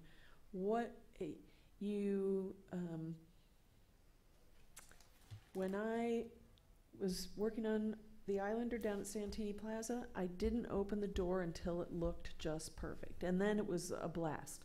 So I think what it would, at least in my opinion, we should focus on is building some awareness, excitement, talk about the future, talk about future plans, commit to future plans, do some planning charrettes and whatnot, and that will, in and of itself, be the buzz that Bay Oaks might need. If we get some events there, it would help. And I'll give an example. And sorry to pick on a particular event, but I'm going to because I need an example. But, the boats, they're bringing the races here. And or even, let's say, 4th of July. These are opportunities to get people into that area. They're going to, I think, close off a street maybe and have the boats there, whereas we could have a parade, come down, have all the boats there, and get people there. In other words, let's start using even the town council with what we approve and disapprove and where we make people do their events. We can get people to get going there. We have the opportunity to start doing that right now. Can I ask a crazy question about the ball fields? Are they like sacred that you can't? I think they are sacred to certain people on this island. If you try to move one piece of dirt, you're gonna, yeah. If it's not in another And spot. what do you think, Ray? I think we need ball fields, because I think when you have ball fields, you have kids. And if it's you build it, they'll come. Am I opposed to moving them to a better spot? I think that'd probably be, would be better. Would you be opposed to? But I'm not on the Little League field anymore. Parking boats on them? No, or as long as they don't ruin the f- turf. The Heart of the Island group the other day talked about a food truck festival. Allison, Oaks? you might be better on this, on green people on those grass. They are very particular. I think I personally think we should have concerts and all kinds of stuff out there. But then you get the kickback, they're gonna destroy and as a public works, I know, how familiar are you with the ball field? Chelsea O'Reilly, Public Works Manager. Chelsea, sorry. It's okay. Brain. It's a special type of turf out there. You damage it, of course, we have to repair it, but that's anything within this town. So I don't say that there are irrigation heads out there, so there's certain weight limits and things of that nature. So it's not that it can't happen, it's just we have to make it work. So in a worst case scenario, you could create some sort of tarp, deck, pads that could be put over it for some kind of event. I just think of when Barbara said agree. jazz on the green. I mean, that happened at the dunes out on Sanibel. You had people bringing sofas and planting it in the middle of a golf course. And they were fabulous. I loved that. I absolutely loved that. And Bay Oaks is a perfect, ideal location for something like that to happen. Mm-hmm. But not if you can't walk on the ball fields. Growing up, I went to Bay Oaks. We used to have Messy Day out there. So, I mean, nothing is messier than Messy Day. So I just wanted to, that's why I sat up here, to kind of give you a tentative update on the utilizing DRMP with all of these facilities. We've set some tentative. Using the what, honey? The what? This is the professional that the town has yes, hired right, for the okay. Bay Oaks, Uh-huh. Bayside and Times Right. Square. We've set some, bless you, we've set some tentative dates. The idea is to have a day of advisory committees designated, similar to what you're doing right now, where all of these ideas can be vetted. And then, of course, coming back later, having the public attend.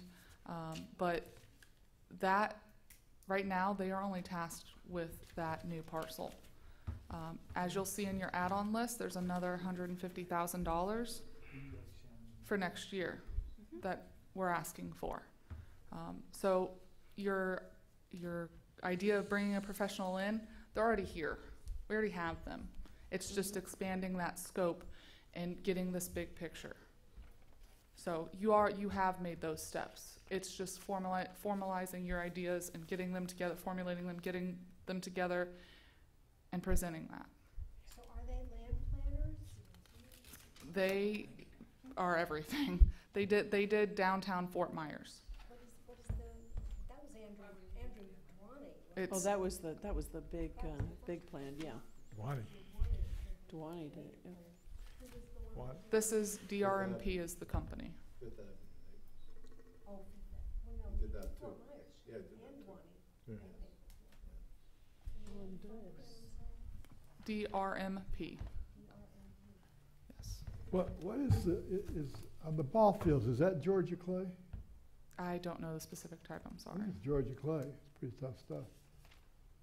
Is that a type of grass?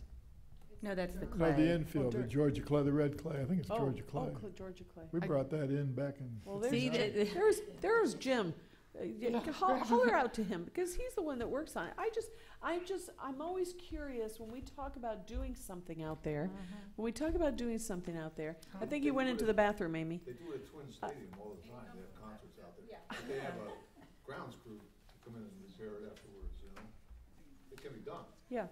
It just always seems Yeah. like it's I'm not afraid to just say it. It always seems like it's It's the somehow Holy sacred. Grail. You're right. Yeah.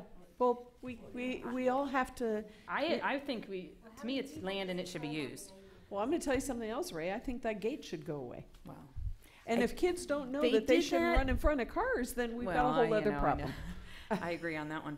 I know they tried that a few years ago. We did leave the gate open, so it's easier for the seniors to drive back there. But then the other issue is there's no parking for them back there either. Hey, Jim, I'm just asking you a question. I'm not going to hold you to this, because I know you love the ball fields. Yes, ma'am.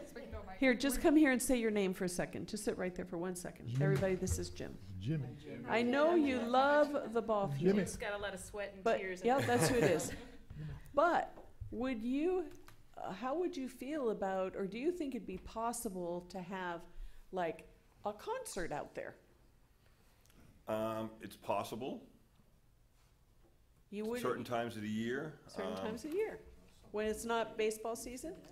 Or when they're not It flooded. Could, yeah, mostly summertime's never good because the fields get really soft Uh-huh. and the irrigation is just below the grass.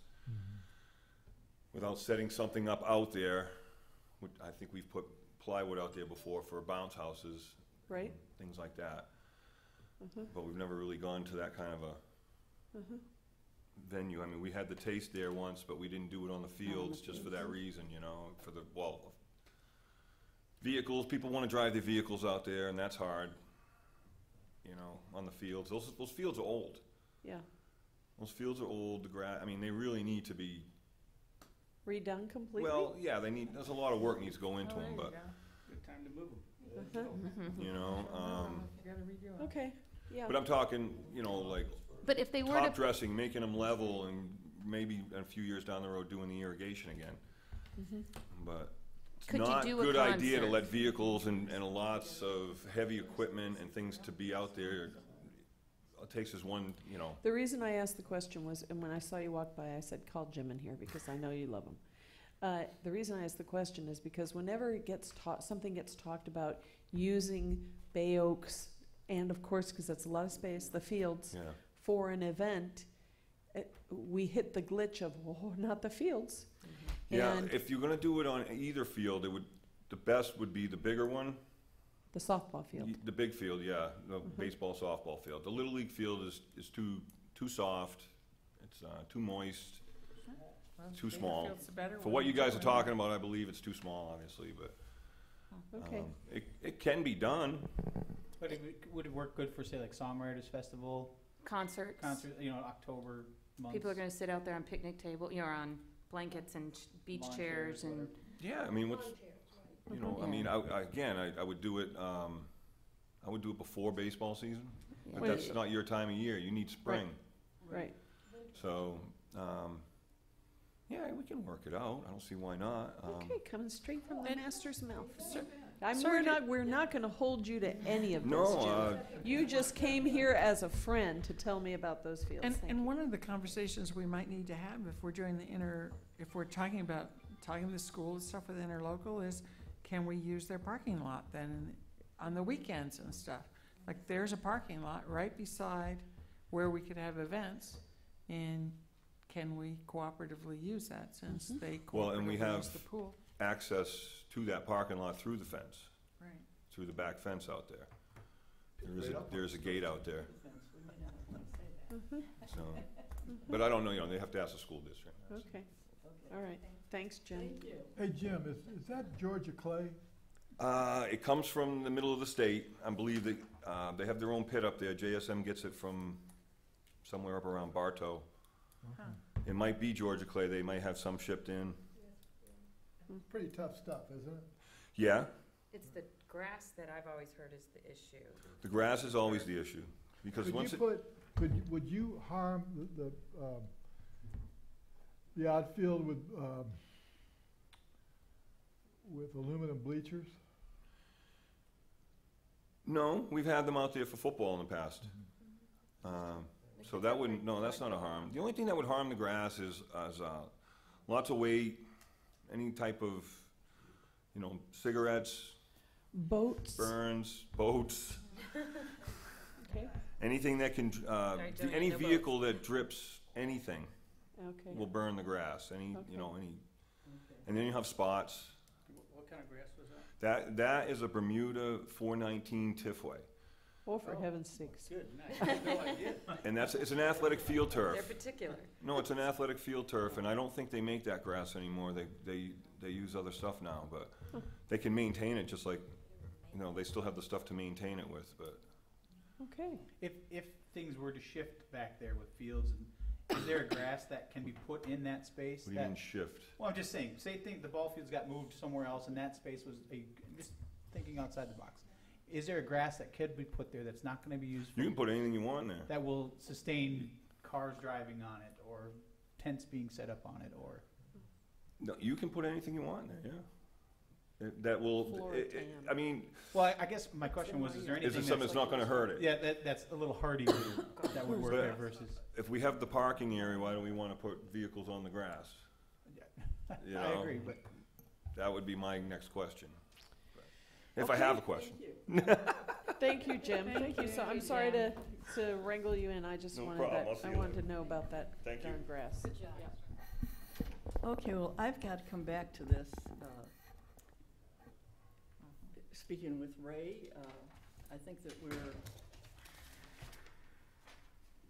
we're a group that wanted to get together so badly, and we had so much to talk about, and we wanted to get as much across as we possibly could, and we have not stayed on target. I think that this kind of an agenda is more difficult to stay on than it is a regular agenda where you have A, B, C. That was not a criticism of you, Madam Chairman. Pardon? That It's was not not a a criticism. criticism. Oh, no, I know that. I'm just saying that it seems like we've been here almost 2 hours. It doesn't seem like more than just a few minutes, but Great conversation. yes. But when we start to talk about this hiring of a designated marketing person, which was our #1 short-term goal, I liked Roxanne's idea. Me too, I support it. We got 3 right there Right, to ask in the budget about that. okay. So, I've just got a suggestion that instead of hiring a staff person, that position be outsourced as a contract rather than staff. Yes. As a matter of fact, what Roxanne, do you want to tell us? I would disagree with that, because the town needs someone who's here and is here every day. One of the problems that this town has is rumor, innuendo, bad information. It needs to be someone who knows this town intimately and is on top of the rumors and is quelling with good information getting out immediately. So I would strongly say it needs to be a staff person. Wow. Because that's one of the reasons we need it. And then, of course, this person could do, as part of their job, Bay Oaks and Mound House and all the others. But Would that be part-time or full-time, would you recommend? I think because we're using it for everybody, it should be a full-time position. But they would have many hats. My question for you is, what is the goal of having a marketing person for Bay Oaks? I think kind of goes back to that vision of where are we? Where's Bay Oaks? What's it about? And the visibility. So, And to me, marketing and visibility kind of go together. I mean, I think they can so, hold I mean, hands. how would you measure success? Did you get more revenue? Did you get more people participating? Did you have more activities? Maybe I can Yeah, answer Barbara, that. did you want to say something? So what BORCAB has looked at with great jealousy is the success of the Mound House information disseminating program. We have a contracted person who, Dana Harpster, who does our PR. And in the Island Reporter, in the Sandpaper, in the news press on Sunday, are all of the programs, the kayak tours, all of the information on a regular basis with virtually everything that we have to offer. Bay Oaks would like to have that same thing. We want to be able to say, the softball games are happening now. When are the pool aerobics? When is the pool yoga happening? What are the hours? What are the fees? There's none of that. And so there's the frustration from BORCAB that what Mount House has, Bay Oaks wants. And so I think you can really basically look at the outcome of all of that PR, and Allison has pointed to the fact that our program attendance and therefore revenue has increased incrementally. Right, but we've already established that nobody pays a fee to go to Bay Oaks, so that's not gonna Oh, they do improve. pay a fee. Oh, they For what? totally do. I mean, so if you're, for one thing, you have to be a Bay Oaks member, right? Which doesn't cost you anything.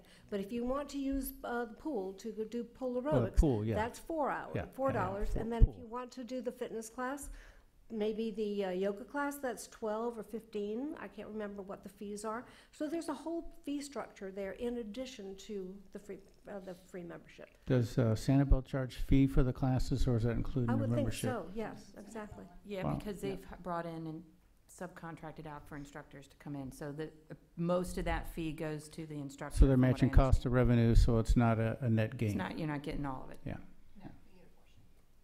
Well, the marketing and the event planning, to me, seem to go hand in hand. You know, I don't know if you get swim meets in, or softball tournaments, or all kinds of things, birthday party, I don't, you know, whatever you want. Those two seem to go hand in hand, and also, as Roxanne was talking about, with the public information. And that could be added to the town's website. And I think there's also this perception that the community pool is this and Bay Oaks is that, which is not a good thing to do. They are really both town run. And so it would be great to have that cohesiveness, since that's in the same location, that is all being offered to the public, which is I've noticed that currently we not have- being done. We aren't using a lot of the resources that we have already got. The town's website, if you go type Bay Oaks in there, what comes up? You find a picture of it? You find anything about it? Yep. Nothing. Nothing. When you go to the Chamber of Commerce, what do you find? Nothing. So we have free resources that are there to us that aren't being utilized. I agree. I agree. Do you agree that, I don't want to put you on the spot, but I will. Do you agree with the concept, this idea of the marketer and the event planner as one? Yes, because there's nothing more frustrating than being an event planner and you're not advertising your event because nobody's going to know about it. So they can be one and the same. That person, I think that, but we've always been separate actually, but I can see it being together. You can. I can, but the event planning, very detailed. I've been at organizations that have been larger that they've been separate. But I don't know, I can't answer that. I've actually never had, they've been part of the same team. Does that make sense? Part of the same department. So PR marketing was always in with the special events because it's but yes, Do you think right, it's all PR. we're small enough for that to work? I think so because, like Mound House staff, and I know Bay Oak staff as well, always participated in the special events, so we have good support for that. The problem that I see is getting people to know about things, and if they don't know about it, they're not going to come. So I can see that we already have good support already on staff to assist with the special events, and having somebody to have help would be even better. Does that make sense, Lee? Yeah. Okay. And do you see that this person would be for Newton, Mound House, and Bay Oaks? In other words, all of the town properties? Not Yes. just the town properties, the town. The town, it would be a public information officer, like if something happens and somebody needs to be directed to the media, they could answer that.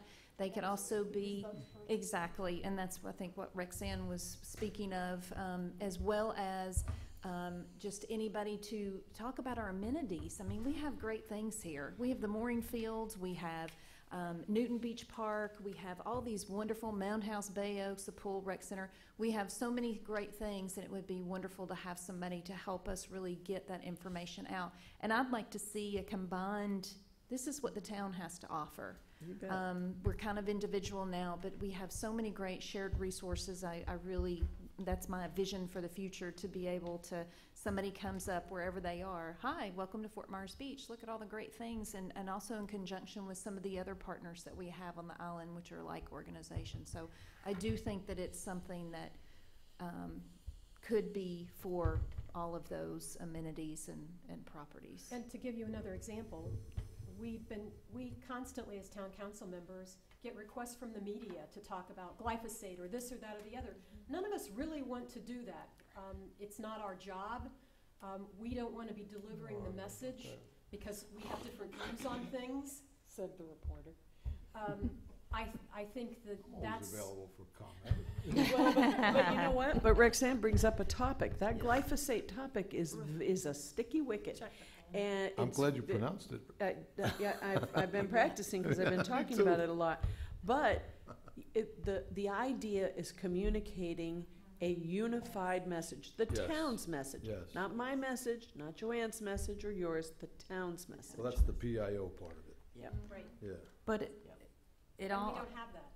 No, we don't. we don't have that, and we don't have the events. You can have all this, but if we don't have events, the one time I've seen the most people at Bay Oaks was when we did Taste of the Beach, which was phenomenal out there. How come I it's thought not it was there a anymore? great event. Huh. I don't know because do you bring Old it San back? Carlos Boulevard, you talked to the chamber, the Old San I don't know Carlos what, Boulevard is there was brutal. issues, and it may have been parking, I don't know on that, but it really was, and I'm sure that was the first time a lot of people have ever been to Bay Oaks Absolutely. and have never gone back because there's never You been can bring another that back event out to there. Bay Oaks. But then that also means you got to budget in the town for events, because we were down in Key West and there was a concert on a lawn that town owned. It was free. There was 500 people out there sitting on their beach towels listening to this concert. Somebody paid that band. Right. So that means funds have to come from somewhere, and maybe That's they had easy. sponsors Paying the or something. band is easy. Exactly. Paying the band It's is easy, talking right? to all the neighbors. But if it's, you start having these events, then they will come and they will use it if we can figure out where to put them at. So who's gonna come up with this job description for this person? HR. And start talking about it? Yeah. I think Yes. you've answered that the town council has support for the concept of the hiring of staff for marketing and Joanne, you're event not on the planning. mic. Oh, I'm sorry. I think that, that you were looking to hear from the town council regarding support for hiring of staff designated to marketing and event planning. And I think that, you know, we're showing that support and willing to bring that forward in the discussion of the budget process. So I guess the next question is, what else besides this design person that we have right now can we do that would involve the budget? I mean, we already talked about resolving ownership issues, the interlocal agreement, you know, these types of things, and what BORCAB could do in finding more information. What else is time sensitive right now that would be budget oriented? Can you think of anything else? Is there, Have we budgeted for a new facilitator? Joanne, Yes. Barbara, you need the Yeah. microphone. Yeah. Oh, I'm sorry. The question was, have we budgeted for a new facilitator? Yes. Don't we have Lorna? Yes, Lorna Kibbe is going to look at what was already gathered. I told her to watch this meeting because a lot of great ideas were going to come up on the envisioning, and then to be able to have an action plan. Okay. BORCAB they did not really want to go through the process again. We have found some additional information, so we'll be putting that together for Lorna. And so yes, we have that this fiscal year to finish that out, hopefully the end of June, and then it can go to BORCAB in July. Okay, I guess Good. the question was that in our budget for this year? Yes. This is great. Yeah. Okay. I have a question about Very good. that. Why do we need a facilitator? The first one was never completed. Well, I know that. Look how long it took to get the last one done. This one without a facilitator. I think it will benefit you tremendously, Lee. I think you'll like her. Well, I really hope, Am I done here today, or didn't we leave? Just the group of us got most of it done right here today, didn't we? you're terrific. I was very disappointed. I guess I just have a bad taste. You didn't like her about it. from the minute, I though. had a bad experience. I agree Oh, with, I thought it was she very was terrible. childish. Yeah. Childish, yes. Bruce has a similar experience sometimes with it. Joanne, I want to answer your question about the We want some budgeting. concrete. So we're talking about all these big plans. I know. We just raised the tentative millage rate. And could be that come September, we say, oh, no, we don't really need this money, let's leave it where it is. But maybe in the next 5 years, we will need this money to do a big plan. So what do we do about budget? We leave the millage rate where we tentatively set it in contemplation of a big plan. Well, you're obviously, then you're talking about a CIP, and that Sure. we're funding a CIP with these things, whatever, and that's what it's for. Yeah. Grants, too, that's right, just to get the grant. Anyway, That's I it. was just thought My I'd sales say- pitch. Okay. Was your guitar tune? The headline grabber. My sales pitch. I think this needs to be said, that while we're talking about, you know, what we need and the things that haven't worked well, the programs that are there are some quality. Okay, I hope everybody, if you don't know that, you ought to take. I visited when school was still in session. I guess it's out of session now, but when school was in session, I dropped by one of the after-school programs where the kids were in the room doing the homework. And there were, oh gosh, lots of kids in that little room. A lot of kids in that little room. And some teachers were there helping them with their homework. Some questions I couldn't answer, but they were doing a really good job in that little room with that crowd of kids, and they were paying attention, and they were getting their homework done before they could play or whatever they're going to do. And that really impressed me. I mean, that's putting your foot in that door and seeing this, whether it's kids doing homework or the camaraderie of the pickleballers or the, you know, I guess we don't have Zumba anymore, but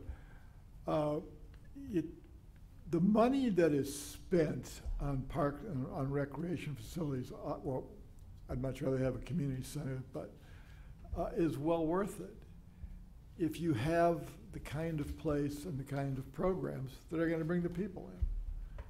And that's been the problem on this island. That's been the problem.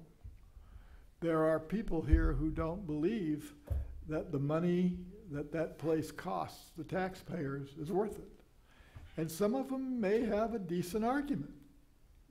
I don't argue with them on that because I understand where they're coming from. They don't use the facility. They don't have kids that use the facility. And, you know, I understand the arguments. Retired people pay for schools too, but the future of that property has to be put in proper perspective. And the people who can best help you put it in perspective are the residents and their kids. And that's it. And that's why an aggressive outreach of meetings with the public has to be at the top of the list. If there's a consensus in the first place to do all this. Is there, besides And a reading- will to spend the money. You begin with will and consensus.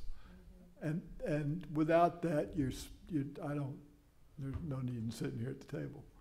So, you know, I'd like to know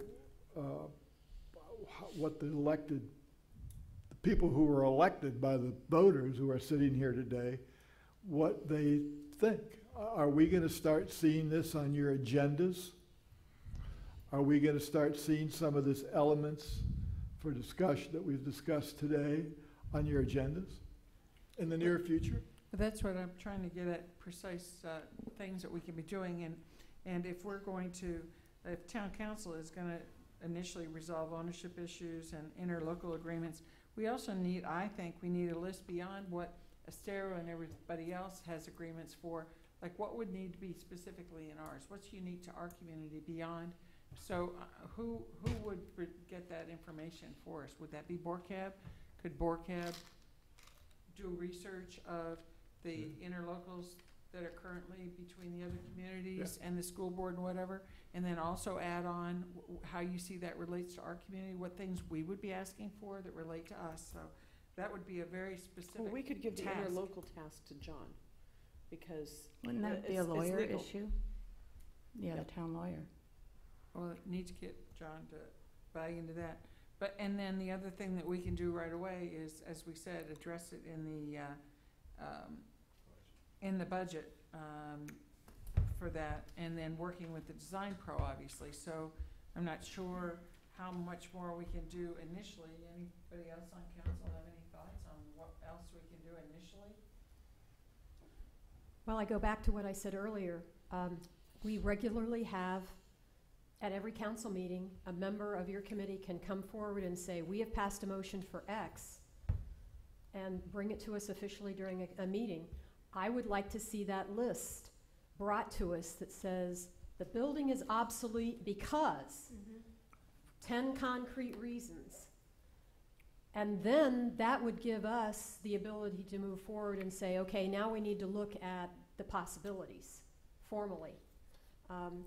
The other thing that I think I've said I'm in favor of it by what I said earlier, I'm in favor of us having a public information officer, but combining it with the town as a whole. So I'm answering yes to your two questions on your agenda. Yes, I'm in favor of that in a modified form. The things that Joanne was indicating, I think that is something that we have to request the town attorney to do, but I think we have to wait till a council meeting to do that. We don't have the power here in this forum to do that. Well, I think some of the questions about why we need to change out the building were answered by some of our council people here today, by Ray I just think you need to Joanne. itemize them and give it to us in writing formally from your committee. That's how things work. The advisory committees bring us something in writing so that later on the newspaper doesn't say, well, so-and-so said X, Y, or Z. It's not coming from one member of the committee. Lee Melzick said this. No, it's coming from BORCAB as a group brought us this list of 10 things. So that's why I think it's important it follow the proper process. I think we should try to wrap this up, but I will tell you this, BORCAB members, I would be happy to meet with the condo association, meet with Bay Oaks, Bay Beach, I'll meet with whoever you'd like to meet with to get some consensus for the community as to what they would like or would not like to be there. I'd be happy to do that, and I would be happy to start that when I get back from the summer break. And I think the folks who live on the island are gonna help you decide whether they need whether we need a new building or not. I'm betting that they will tell you they'd like to see a new building. I think that we have to beware of being willing to accept the information we get back from the community, because it may be rip the thing down and sell it. It could be that. Just I want to touch base. Mhm. Shannon did send me a note. Shannon Orlandini, she's Yes. president of the Little League now. They had about 50 kids this year, which is a little low, but considering the size of the school. For Little League. But she did make a very good point, and I think that's something we have to think about, because I hadn't thought that far in advance. We do have a big resort going up that's going to bring a lot of employees and families that are theoretically could be living around the area that would be going to the beach school, using our Little League agreement goes almost to past the Publix in off of McGregor, right? Off We've St. got a Carlos, fairly decent size, so any kids that want to play Little League in that area will come to this play on the island. So, and you also are going to end up with more need at the rec center for after-school care if these kids end up at the elementary school. So that's something you have to think about 3 years in the future, not right now, but that theoretically that school could double in size in 3 years. I do. And I hadn't even thought about it. That's one of the things that they're anticipating, a lot more kids playing Little League in a few years. Can I touch base real quick before we finish up on the person that you're talking about? Right. A thing that we're not talking about, and we hear a lot in our conversations, is, for instance, water bill. How can we advertise in a water bill? I think it's important that if you decide you're going to do this, that you talk to someone that's very fluent in what's coming. I mean, paperless stuff is, it's out there. Oh, yeah. Sending things in water bills is not a good use of resources. We had talked about. I just said that in the newspaper. Yeah, Yes, I mean, I said the water bill. But I mean, like, for instance, you talked about these condos. I'm assuming somebody here knows how to talk to every single person in the condos. Yep. That you have the message boards out here. We talked about maybe we could get some message boards inside these condos to relay things that, if the council is talking about things, what's going to be on the agenda. Not all of them are computer savvy, but they all walk past that office every single day when they go in or out. So things like that could be a short-term discussion that the council could maybe have that it doesn't really cost a lot of money. Maybe if you could talk to that. But I just wanted to bring that up, that people, with the app that's coming out, that's all stuff that's going to be very useful tools for the town to get this information out. There's a lot of free things that we can use that we're not utilizing. Well, we follow up on that. I signed up for a half a dozen things to get notified from the town. Rogers Top 10, everything from Parks and Rec, the Finance Department. I don't get nothing. I get nothing. Never. So I don't know if nothing's being sent out, or they see my name and they say, well, send it to him. Skip him. Yeah. So maybe some of the both. I punched in Bay Oaks, went to the website. It took me to the town website. And so you go to the town website, and it doesn't say Bay Oaks, it says Parks and Recs. So I'm thinking, well, that must be it. So I go to that, and then sure enough, it says Bay Oaks. So it's going in and out, and in. And your calendars are great. You got a lot of good stuff on there. There we go. You got a lot of good stuff on there.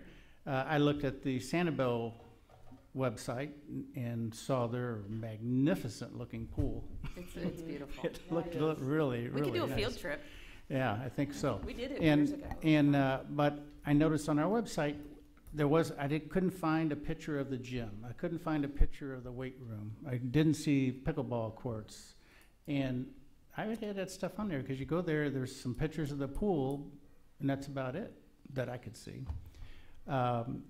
So I think we have a gap there in our knowledge of what's being sent out to people. plus the confusion of Bay Oaks and what do I search for? Fort Myers Rec Center, Fort Myers Beach, excuse me. Survey. I would think about doing a survey. When you get, and I tell you why. We've If done you want, 'em. have you? Oh, yeah, we've done surveys. and How'd you do them? They've done them through the mail, the email, the Water bill. water bill. Yeah. We have surveyed out. I tell you what, the fire department, I thought, did an outstanding survey, and they had a good person help develop that survey. Because the survey's no good if the questions aren't outstanding. Exactly. It has to be an excellent survey to get anything good. So what's the difference between going and talking to people and doing a survey? It's the same thing, and one's your vocals, and the other one's you got more people participating. Just my thoughts, but. Thank you. Before we Yes. break, are you gonna talk to Mr. Herron about the, following up on the interlocal agreements and Well, I think, whatever? I think it's Got been it? pretty, Thanks. yeah, it just, Done. exactly, good. Thank you. Okay. Hold on, he's coming over. All right. We don't have the power to instruct him to do something at a management No, and but I planning meeting. handed Give an him what opinion. what exists in history, and he can talk to us about it at some other time. Councilwoman House is correct. This is a workshop setting, so you don't have the authority to authorize me or direct me to take any specific action. I certainly understand what you're asking us to do, and I will make sure that it is Get us placed the on an information. upcoming agenda for formal direction from the council, so we can move forward. And it's, as a commentary, it's very common, those type of interlocals with school boards for the shared facilities. Okay. Anything else? Okay. Becky? No, I don't think so, but I think that we have covered what we wanted to cover. I mean, the big thing was the marketing and the event planner, and I think that we're well on our way on that. And when it comes to the second part, You made leaps and bounds today. the future, I mean, I think everybody is kind of going toward the same basket, to use that expression. And I would like to mention that we were talking about visiting different facilities, and there were several of us that did go as a group from Bay Oaks over to Sanibel. And we looked at all of that. And when we came back, we said, okay, what is wrong with our facility? And we walked in there, and that's when the wall was still all the way. And in order to be able to talk to anybody, there was a door and there was a window over here, but there was nothing out in the room. And the big thing that we noticed when we walked in at Sanibel, it was bright, lots of windows. I mean, you know, you can only do so much when you don't have the windows, but the bright colors, it was painted yellow. And it made all the difference in the world. So we did learn from a visit, and I think that we can do that by getting another opportunity to go look, and I think we'll be looking at it with different eyes this time. So I think that's important. And again, I just want to thank you all for being here. We went a little bit long, and appreciate your listening to us. We weren't real sure if we were clear over here in left field or how you would feel about it, but we had enough confidence that we wanted to bring it to you, and I can truly say that we are delighted to have been able to have this opportunity to spend it with you, and we're all going to try to remain fiscally responsible with whatever we do in the future, and we've got to keep that in mind when we start talking to other people. So anyway, Well, Thank you guys for serving all of us. I think this summer, maybe I can persuade this committee to follow up on Rexanne's suggestion and go down and look at the Estero. let's do it. Because I've heard a lot about that Yeah. place. Just remember Yeah. while you're there not to talk about anything you might vote on. Oh, no, we don't. You're a specialist Yeah. in that, so just make sure Yeah. everybody Oh. stays copacetic. I know what Oh, we can yes. talk about. I think Yeah. they typically, somebody gives us a tour Yeah. and we ask all of the questions. Right. And yeah, we never really. when We did know what we Sanibel, can and didn't. can't do. Yeah. So we'll behave. Thank you. Motion to adjourn? So moved. So moved. Okay, we stand adjourned at 3:22 PM. Thank you. Excellent, everyone, thank you.